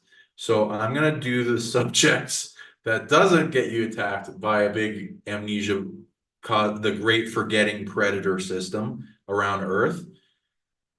But know that that exists, and if you want to work on it in private, go for it. I salute you in your bravery. But work up to it, I recommend. On an individual level is what I'm allowed to talk about for each individual that won't get them harmed. Okay, so there are systems of the memory. So for the body doing well. So getting memory to top notch, there's a lot of ways involved in that. So like systems of it being top notch would in symptoms would be capabilities into being able to I'm looking for the page I have on it where it says the greatest order of amplification for it, but I may not find it, so I'll just like read based on my memory of it. Yeah, probably. Okay, so the soul is a big part of it. In the solar plexus, you have to get it to generate tons of different types of energy. One of the layers of the onion of the soul is towards memory, and because it safely records everything that's ever happened to you. And even if it's destroyed elsewhere, that's going to be intact. And you can revive that. And so like bringing it to full power would be unlocking things like eidetic memory, photographic memory, being able to do that limitless thing where you can access your subconscious data, recorded memory, retrieve memory of fully of all your dream experience, and as well multidimensional body experience, which is what we experience through dream. Muscle memory unlocked, past life data, ancestral memory through DNA, clone bleed over memory to your solar plexus if you have clones, as well as SSP or alien abduction. Things going into other timelines bleeding over, like that movie Everything Everywhere All at Once. So soul, the conscious mind, that is holding the field of what you know at any given time, the brain, and then this heart field cloud, and there's like data going into that. The memory isn't just physically in the brain. People with hydrocephalitis have that, which is like the brain being liquid and it's still working, and you being able to remember things going into that. It's like a big antenna of a cloud field that records data and how well that works in reception and regaining. Goes into that. And there being like experiments with leaving the planet, not having the human residents going, and people going insane and losing their memory, that kind of going into it.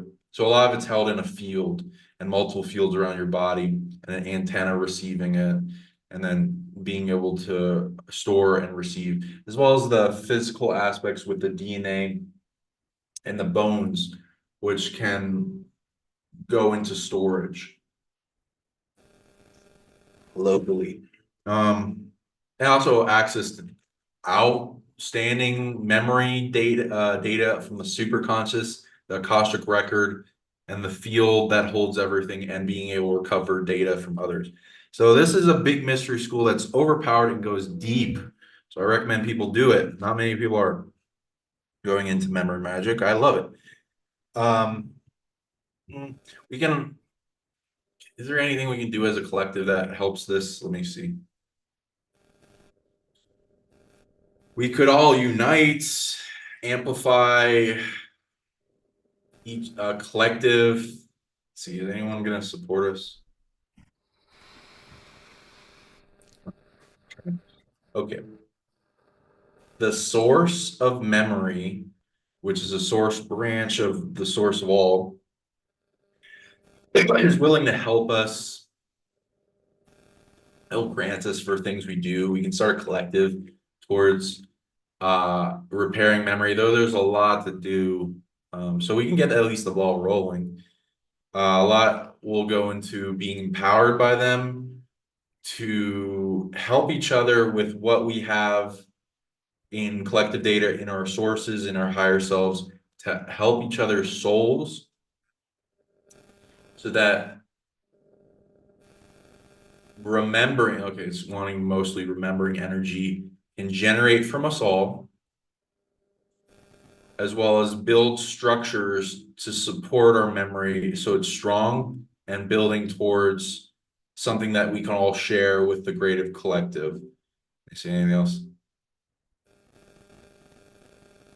To where it can protect itself and then take down threats that would be coming away and trying to steal your memory, as well as your memory energy. And yeah, so that's what I'm reading we can do. Okay, cool. So if anyone wants to do that, feel free to get involved. Now going back to see who's got things in the comments for the cards we pulled.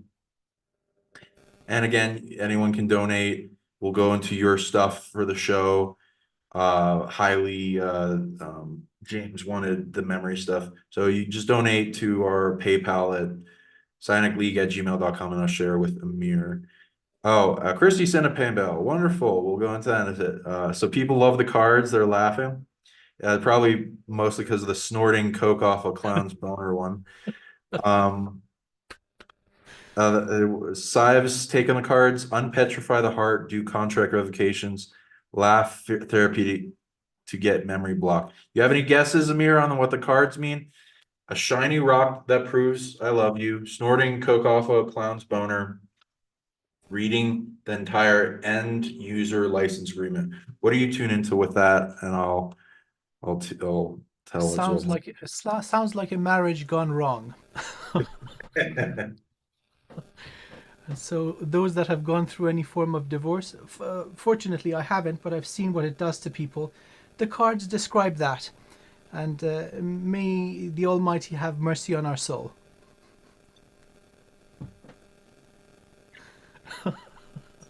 Okay, cool.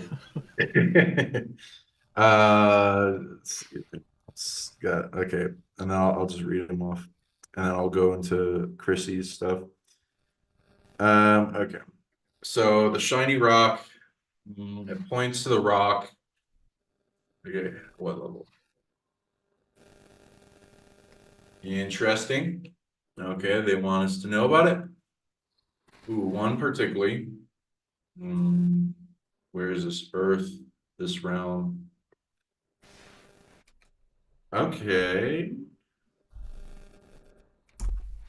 Okay, there's a mountain in.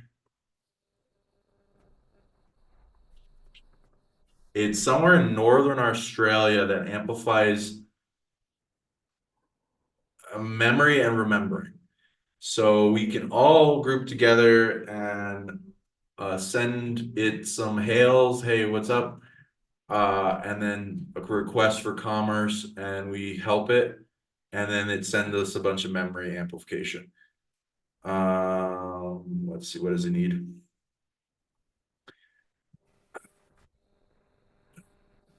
Wholeness. Oh, there's a lot of wholeness it needs.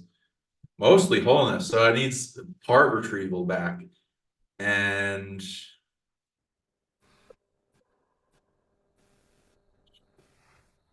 unsealing. Okay.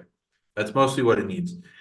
But you can send a bunch of stuff you're good at too, and it will probably trade with your higher self. So you can just initiate that.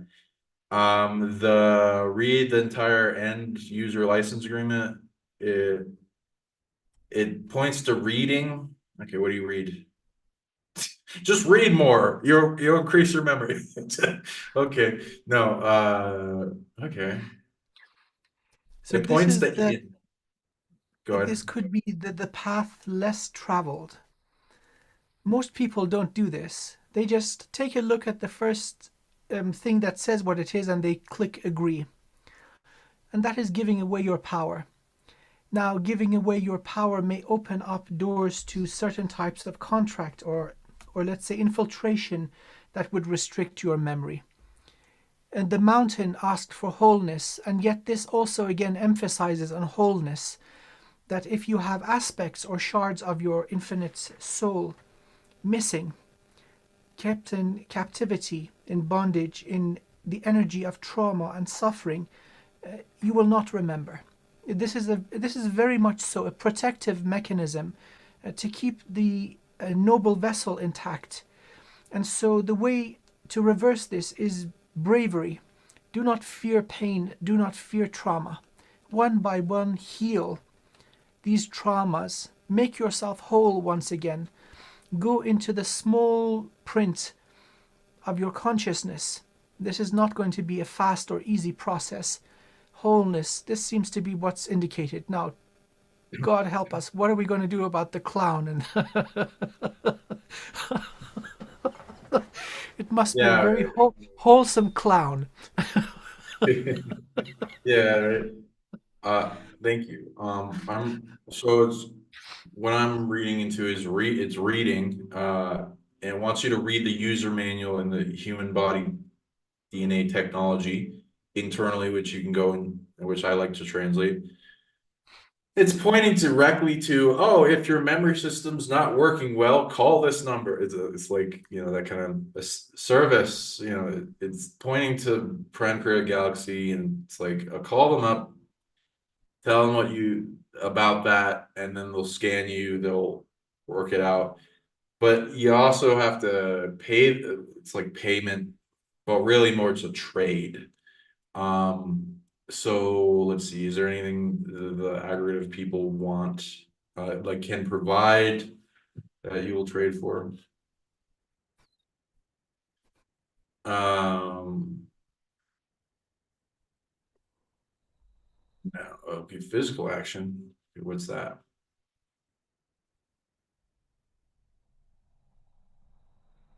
I think 90 plus.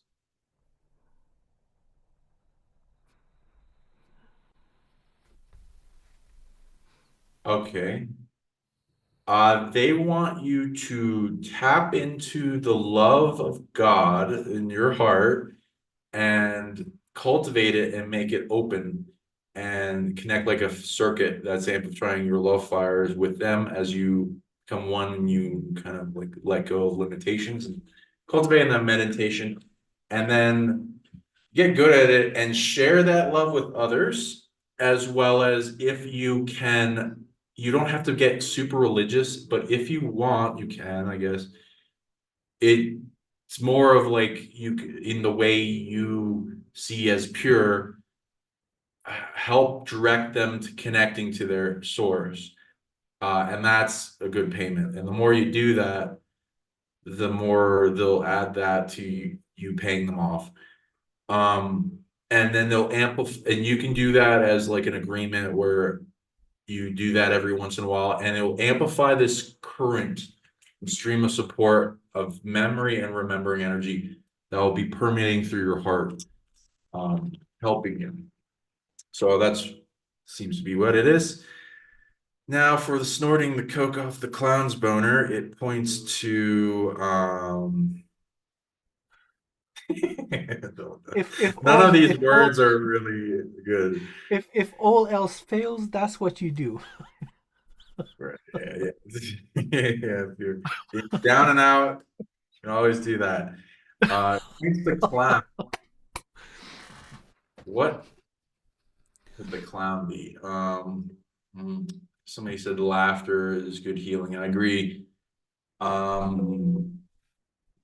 Though I don't think, well, let's see, what the hell could this be pointing to? So if I may add, Sure. so the clown or the jester or the sacred fool, this is then represented also in the tarot and many other forms of divination as letting it all go and having a new beginning, a reset, stepping off the cliff and trusting the beloved divine. This is very much so the process of ego death. And it's one of the fundamental parts of any type of initiation or any form of magic where the boundaries of ego need to be expanded or the walls have to be brought down. A brand new start where you very much so call to the beloved source of all sources and ask to be purified. This is powerful. This is one of the fundamental laws of this universe, censored from the Hermetic laws, conveniently. It's the law of liberty. If you reach to the light, it will respond. That is the law. And so reach to the divine and ask for a purge, a cleanse, a reset, a renewal. Nice. We had we had the Berkano, the rebirth for James 2, with the memory, the rebirth that could be. So we had this process of gestation. It could be breaking the boundaries of ego or the chrysalis. So it's really coming together rather nicely. But this is also it could be useful for every single one of our amazing audience. Call to the boss. Go above everybody's head. After all, you have a shard of that beloved source that is you. Go home, baby. Leave it all behind. Well put, thank you. And that narrowed it down for me, so thank you very much, Aaron. Okay, so it did point to the Fool in the tarot deck. Went to the hero's journey. And so it wants you to start and embark on your hero's journey. And it's mostly going inward, but there'll be external things. So it's like a vision quest with it. So going down a pathway and then seeing what comes in the vision, there'll be a guide for you to help you along the way. And if you're dedicated, you will find out as you go through the pathway to how to remember and increase your memory and get all those goodies that go along with it. Okay, so I'll go with Chrissy's now, and then we'll see what she's got going on with her donation. Let's see here. Just need to figure out what all the aspects. And Chrissy, did you say what you wanted with the reading? Let's see. I'll look for. Don't see it. So Chrissy, can you please stay in the comments what you want in the reading? If not, we'll just go into abundance for it. Can you do a rune pull for her? I'll pull some cards. Jeez. Okay, Gebo, this is a gift. Something wonderful and yum yum. You sent $11 and also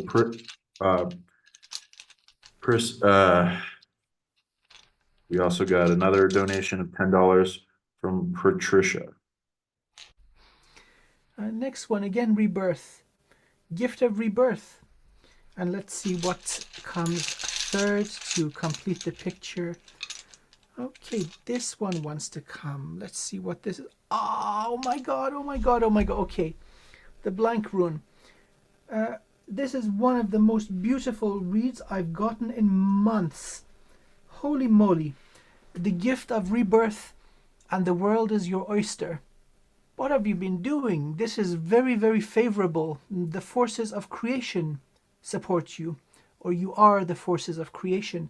The gift, rebirth, and infinite potential. You are one very, very fortunate and beloved individual. So use this energy of sheer manifestation ability or potential wisely. Whatever you embark on, it will be victorious. That is guaranteed. Choose your victories wisely. And so, happy birthday. And she hasn't messaged me back yet. Okay, now she messaged me. Cool.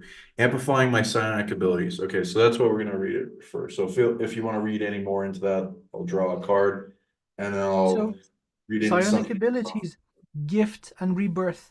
The gift could be very much so what you find most profound in terms of abundance. So greater abilities to be a more proficient version of your full self in this body, a greater psionic rebirth. Something's going to happen, some profound experience, maybe initiated by spirit. And from this, you have unlimited potential. Really, anything that you wish is possible. So yes, again, choose your victories wisely and be benevolent and have compassion towards those that are still struggling in their amnesia, in their illusion. Be a force for removing that. It seems our wonderful audience are all focusing on the same thing: removal of illusion, enlightenment, a greater awareness of their gifts as a soul. So yes, very much so. This is favorable, incredibly favorable. One of the most positive and beautiful rune castings I've done in a long time. Excellent. Thank you. And she's got one of the best cards I've ever read. So I pulled for her. Okay, so I'm drawing two for her, and depending on the donation, I'll pull more. This one, first one's Bosnian chicken farmer. I don't know what that means yet, but feel free to guess. And here's the best card I've ever seen. So Chrissy, to amplify your psionic abilities, I want you to look at the card that and don't blame me, the card the universe wants to tell you is a vagina that leads to another dimension. Oh, that's good. Oh, I love it. Okay. Oh, wow. Yes. So go ahead and guess in the comments. What do you think that means, and how is it going to help her amplify her psionic abilities? Maybe she's using the wrong chakra. She's got to go from the other way.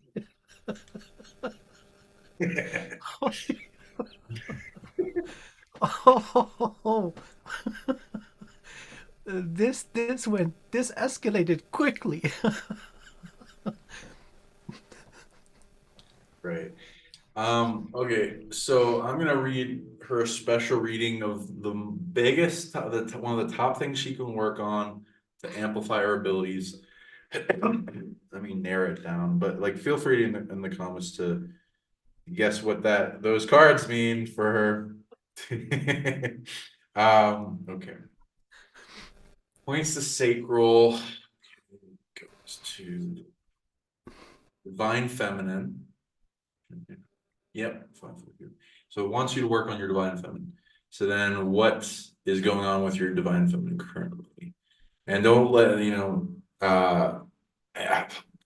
honestly, between you, me, and everyone in the audience, most people on the planet have their divine aspects of themselves, the divine feminine, masculine, very targeted and secretly shut down. Like, a lot of people like, oh, I'm a divine feminine, I'm a goddess, or whatever. Yeah, kind of, but also, what are you doing with it lately? There's a lot of challenges and demons and negative things, attachment, trying to limit and shrink it down in effect for everyone on the planet. So you got to be on your game, you got to be monitoring it and how well it's doing at any given time. Because sometimes you'll just go to sleep and wake up with it shut down or something. You'll barely notice. So let's see what's going on. I'd say it's expanded to the sacral, but every once in a while it expands to the size of the galaxy. Right now it's being limited by, what is that?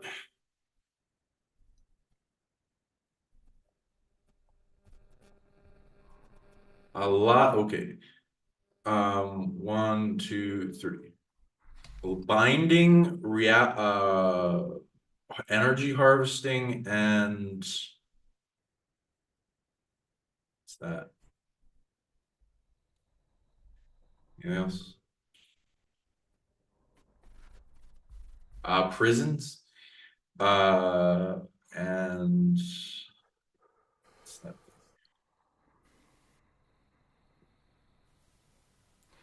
There's a War. generational there's a generational limitation.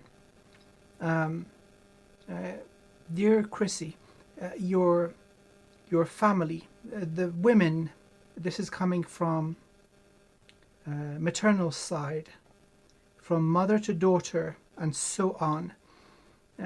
You're part of a very, very ancient and powerful bloodline of feminine healers and teachers, very high-ranking practitioners of white magic. These were decimated in the past 1,000 years in Europe. Look into your ancestry, and so there is a healing that requires completion. Going back to the ancestor that was very badly killed. It was a prolonged process, and so lots of ritualistic abuse has happened to this honored ancestor. And part of the damage in the ritual was to continue this injury down the bloodline, for this bloodline never to give birth to one such as this lady again. And yet you are who you are. None of that limitation will change that, and nobody can take it away from you. This abuse and violation of the sanctity and divinity of the feminine was what has led to the terrible chaos that we have today in the world. And so through healing yourself, you are healing your ancestors, but also those born in your bloodline will be free of this terrible burden of limitation The exceptions would be the females in your family that are in body. They have the sacred duty to take care of it on their own. But it's not just about a certain bloodline, ancestry, and those yet unborn. It's going to have an effect on the collective. The world needs the light that you anchor into this reality. This is very profound. Now again, the gift of rebirth and the world is your oyster. Oh, my dear, dear, dear friend, you have no idea what you can do. You just need to break the chains, and the chains are not connected to you. You have been born into this bloodline to break it, earn another badge of honor as an esteemed and elevated master and soul, but to help the collective. If it was easy, it would have been done before you. It takes a master like yourself to break it. More power to you. Hold on. Yeah, and a lot of your power seems to be held in the sacral, so I'd recommend going deep into that. A lot with so the divine feminine, you want to hold it, the sacral, a little bit below the belly button, front and back, and give it healings and support daily, and see it. It's got intelligence, so it's got super intelligence. You can fuel it with faith, love, and gratitude, and breathe into it like fanning a flame and making it brighter and bigger. See all the weights and limitations coming at it as cocoons for the butterfly to bust through, that will make it stronger to live longer, if otherwise it wouldn't be as strong. So, and then you take them all, because there's like 10,000 binding being sent at it, so it can capture all those, and then now it has binding tech. Everything they send at you, you can then capture and then use. But it needs your support and love and energy and meditation and holding it while laying down. And it will amplify it. This healing the sacral feels really good. It turns on positive emotions. The Bosnian chicken farmer points to farmer. So you got a garden internally in your creational body. It wants you to grow a bunch of things internally, and then when they grow fully after they're nourished, they'll start generating a whole bunch of stuff to support you. There's like spiritual equivalents of that too. I've seen the spiritual tech of farmers, or it's really interesting. It's like the spirits of all the crops that they're yielding can reflect internally in them too. The vagina that leads to another dimension. Let me see about that one. Okay, so how's that? Well, if we're Go ahead. if we're looking, well, if we are looking at the nature of the abuse of magic inflicted on your noble ancestor, this is the same region of the body. And so there was a terrible harm and pain inflicted. And so the way that this is healed is absolutely going to another dimension of reality. It's portal work. Very much so. You would go back to the event before the energetic binding is being cast, and you would take care of the practitioners that are doing this. Send them to source for recycling, or send their dumbass to spiritual prison. And then you heal the ancestor at the moments before they are leaving the damaged vessel, soothing the pain, and making sure that their journey happens correctly, that they are assigned healers and teachers, and they get a proper life review. If they wish to come back, so be it. That is how these things are undone. You prevent them from ever being created. You remove them from existence. So, yes, I can't believe I'm saying these words, vagina that leads to another dimension. Yes, that is the process of soul shard retrieval. Okay. So with what I read from it,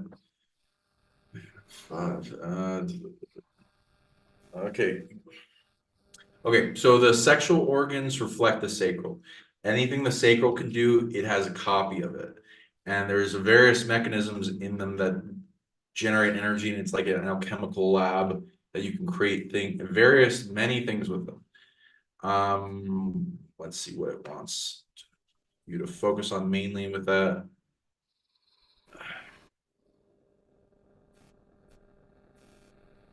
And what doing what? And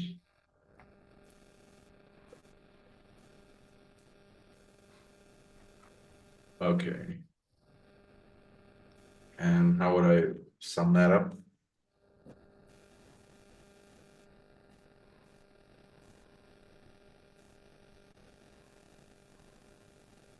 Okay.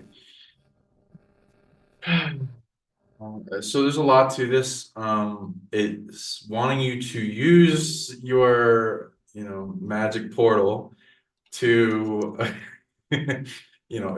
how you would usually use it, and then with the dramatic explosion of energy, you direct that energy towards various intentions, and it recommends you do it towards the things that are in order, because I've noticed there you can explode it, and then you have energy body and generator working really well, and they're generating a ton of energy and being awesome.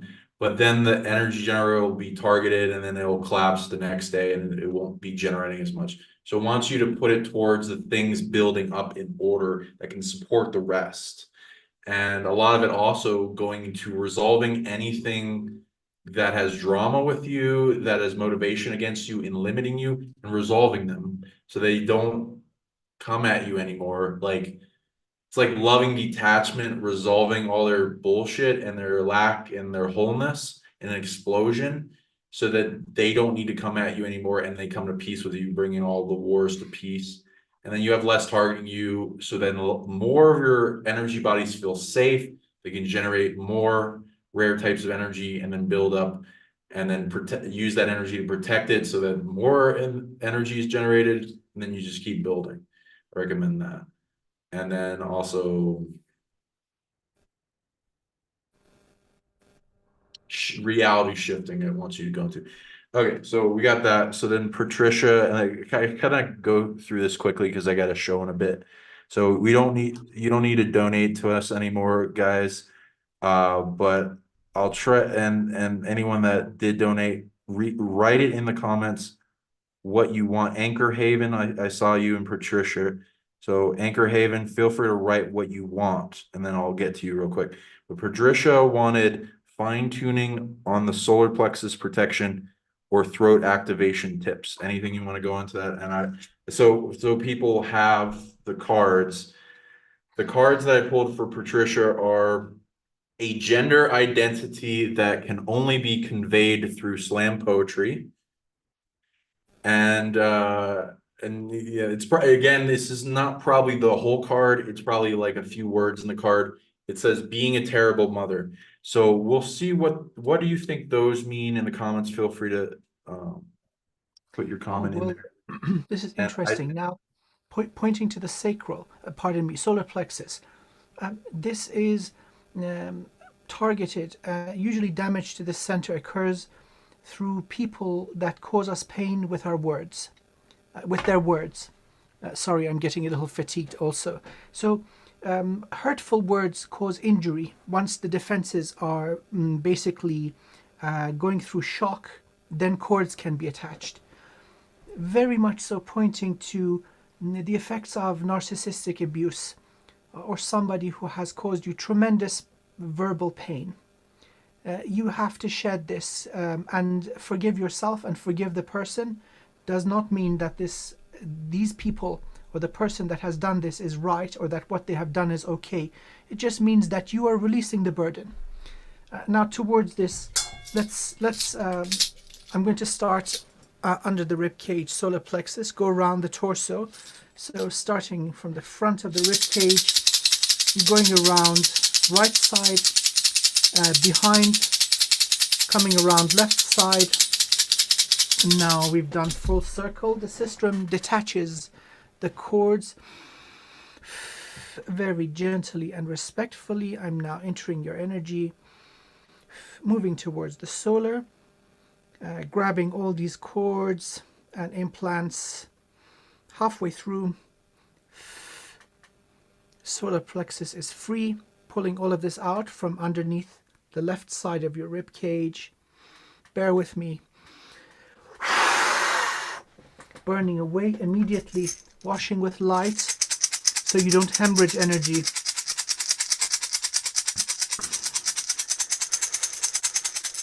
Okay, that was heavy. So solar plexus is clean, healed, and now to bring you full power, let's give you the energy of the divine masculine, the cedar tree. Presence of divine masculine in your life, the grandfather, father, uncle, husband, boyfriend, brother, son, grandson, that you never had, not because they were evil, but because they were also bound and they could not do better, giving you this energy as if everything was always right. Okay, washing over the solar plexus, bringing to full charge. There we go. So do not blame yourself. Know that you are amazing, that you are a divine being, that you are infinitely beautiful and a source of divine blessings.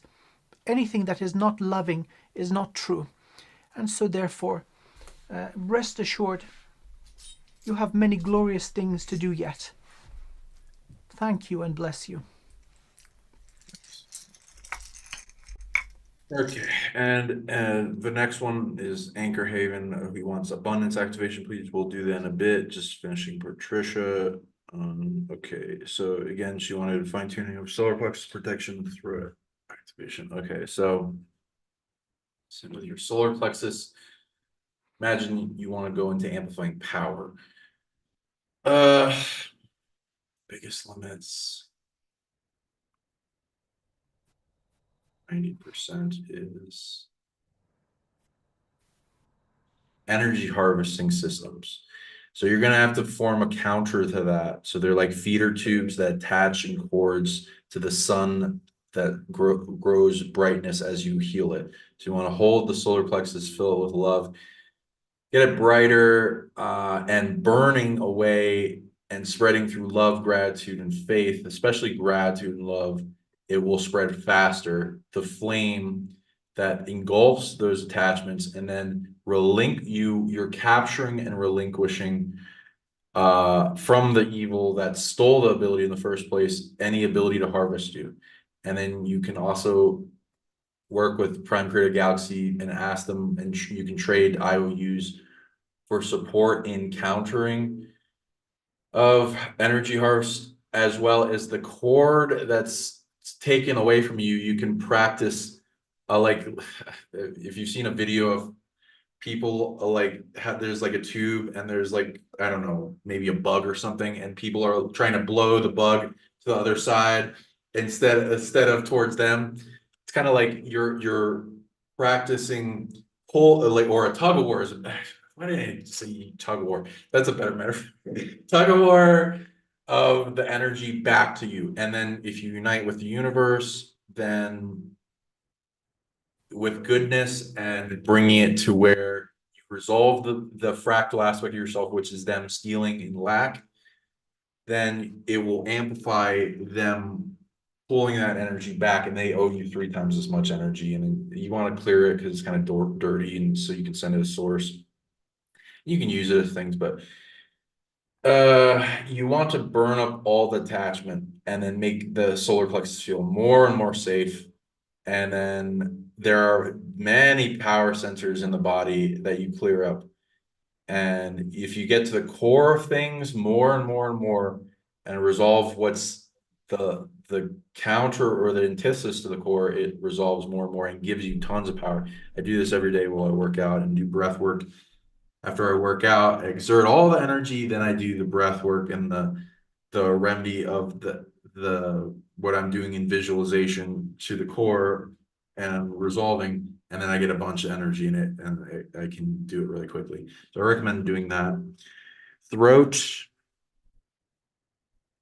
singing light language, and clearing the area so it feels safe of attachment as well, I'd recommend. And You can do toning, which heals a part of your body, especially the parts that you're not good at.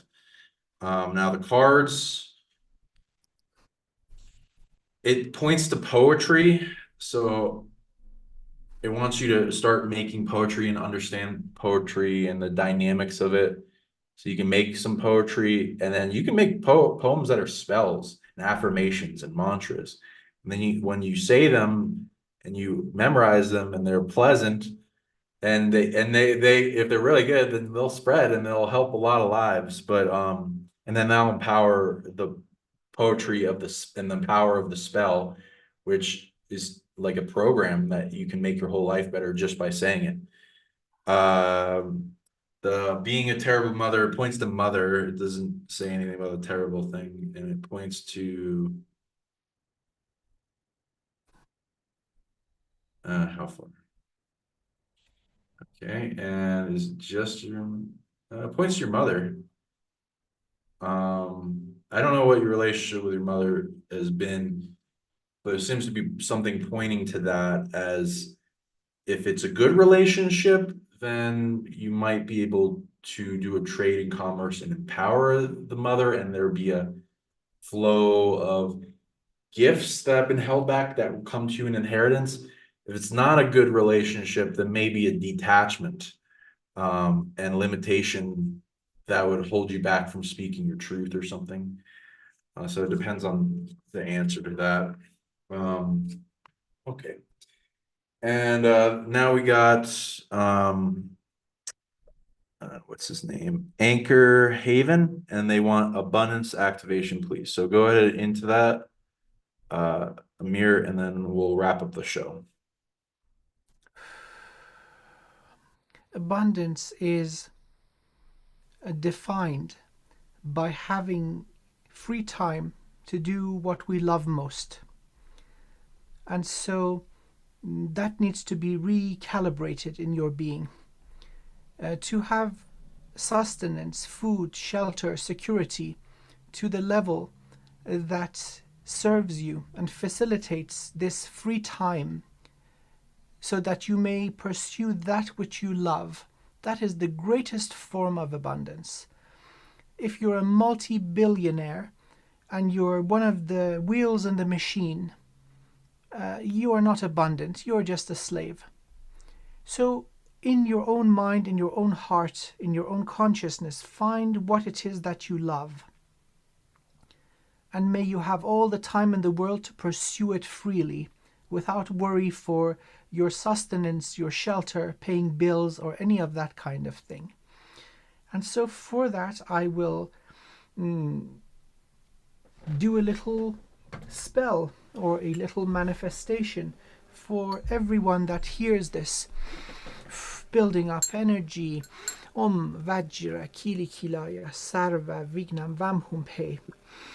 And I bring into existence the truest form of abundance that brings joy, satisfaction, fulfillment, and evolution that serves best each and every one of us to the highest degree.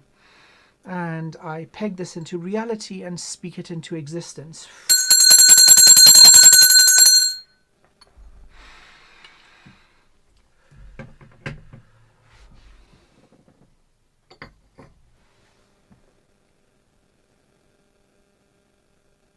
Thank you.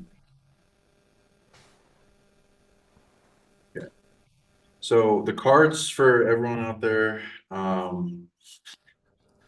for him, for abundance is Roland the Farter, flatulist to the king.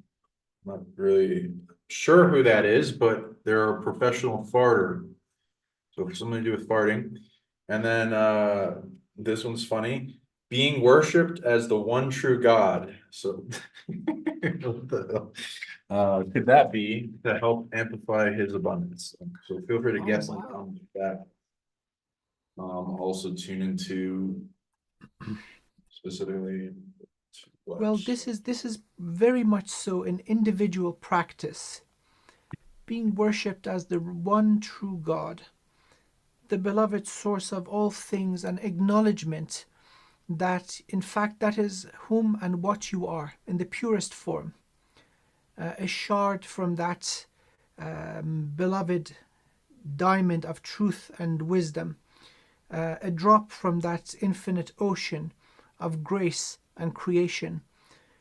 Acknowledgement of this and revering yourself in worship and praise and self-love, acknowledgement that you are the beloved divine, that will open up the floodgates of abundance for you.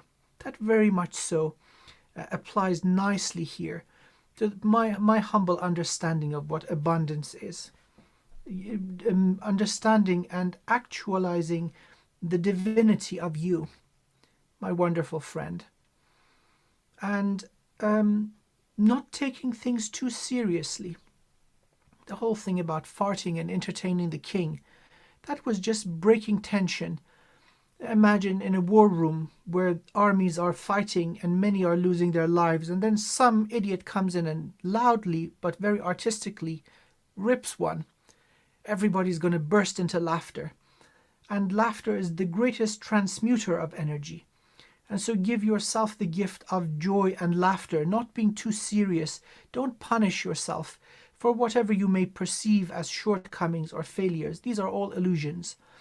So take things lightheartedly, as light as a fart. And also acknowledge the divinity within. You are the true source of all sources, as am I, as is shown, as is every single thing in the cosmos. That is the truth of the matter. Yeah, nice one. I like it. Well said. To add on to that, I'm reading some interesting things like so a compliment. He's probably got one of the most psionically programming genetic fart tech that I've ever seen, which I've seen some different ones people use. Some people use them as protection programming, like a skunk deterrent for entities. There's all kinds of things. So abundance. Okay, you have granted to you somehow before this life, going back quite a bit, like some of the ancient civilizations of Earth. You gained some tech having to do with amplifying the locomotion. So like there's different locomotional forces, like smoke being breathed out, or the breath, or sneezing, or whatever, like kind of thing. So you can push a programmed locomotion into the world through your fart that can bring you more abundance. So congratulations, very overpowered ability. Then so then it points to God, and wants you to connect through your heart, integrating, becoming one with them, integrating the tech with them, and going through the mystery school as you want to be more of an avatar of your connection to divinity, to source. And the more you do that, there seems to be a lot of rewards with it, including abundance. Now, as for one of the limitations I'm going to release off you as a gift for the donation, so thank you, and everyone out there, that we're going to be doing more of these shows, so we're going to amplify more of your abundance in these shows. So feel free to look forward to them, and we appreciate very much the donations. It wants to go towards his money illness, which it appears you gained not this life. Egypt fall, and I will go into curing that, and then we're going to turn it into a big healing generator thing that you have now, to where you can produce healing energy for abundance. And I recommend building that up for yourself. It's going to be generating in your solar plexus. So the more safe you get it to feel, the more it's going to get better. And then you can then also heal other people's money illnesses. I'd start with people that support you, your business, your family, and then going out from there. and then you get more graces with it as you use it. So powerful abilities. Congratulations on the farting ability for abundance. That's a new one. I didn't know that existed. Okay, cool. So thank you everyone for showing up and commenting in the donation. Love you all so much. Beautiful. Thank you for sharing your wisdom and bringing great questions. And I'm very honored to have Amir on.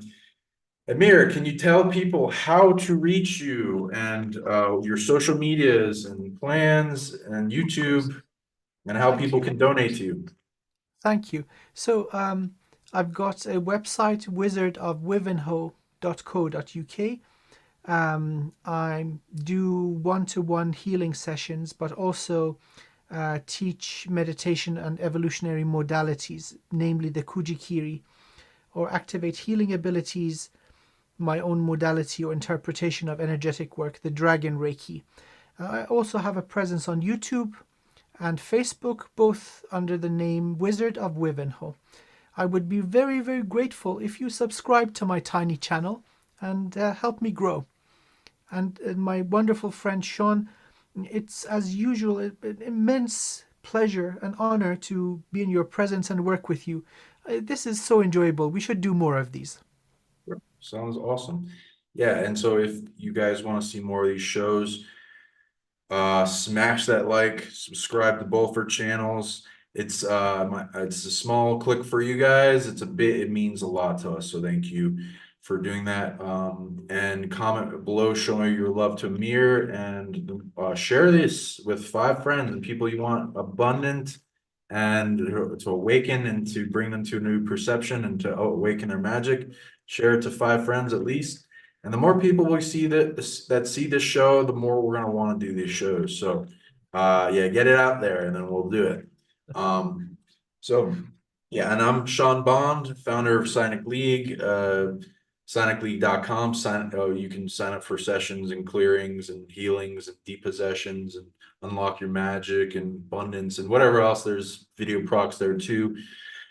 Some are cheap, and then teach abilities, do mystery school. And so if you want to be a part of that and future meditations and stuff, and we do a trip to Mexico, various artifacts, like alien tech, place of power, pyramids, things that will grant you superpowers as you come, and we bring them what they need to grow to where they can help more of the collective consciousness of what they're here to do in this world.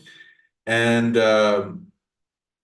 yeah, there will be mystery schools there, so feel free to sign up. You can send it to psionicleague@gmail.com with your trip inquiry, and I'll just add you to the list of people who are interested. We'll be also going to other places. We got back from Egypt, places like Japan in the future, and Greece, Ireland, England, a lot of things like that. We might team up with Amir in the England trips. So you're not signing up for it just by trip inquiry. We're adding you to the list. We're going to give you a lot of information so that you can make up your better decision, and you can add to where we might go. So feel free to go into that. And yeah, and my donation is psionicleague@gmail.com. We'll be doing more of these shows. So thank you for everything you're doing. We want to help expand humanity's potential and their magic to make this world a better place. Any last words of wisdom you want to leave the audience? I think we're on the right track, all of us.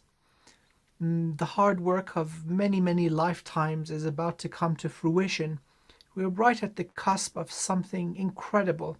And though the external world may seem chaotic and filled with darkness, we are the light that will shine upon the world. And so safeguard yourself, honor yourself, heal yourself, and make yourself stronger. The world is in need of you. The world is in need of all of us to carry the flame, keep it alive, and help others come out of their slumber. So more power to you, and thank you for your valuable time. Well said. Thank you very much. So yeah, spread this far and wide and share it, and we'll do more shows like this and support you guys. And thank you so much again for the donations. We'll go through that. Love you all. Have a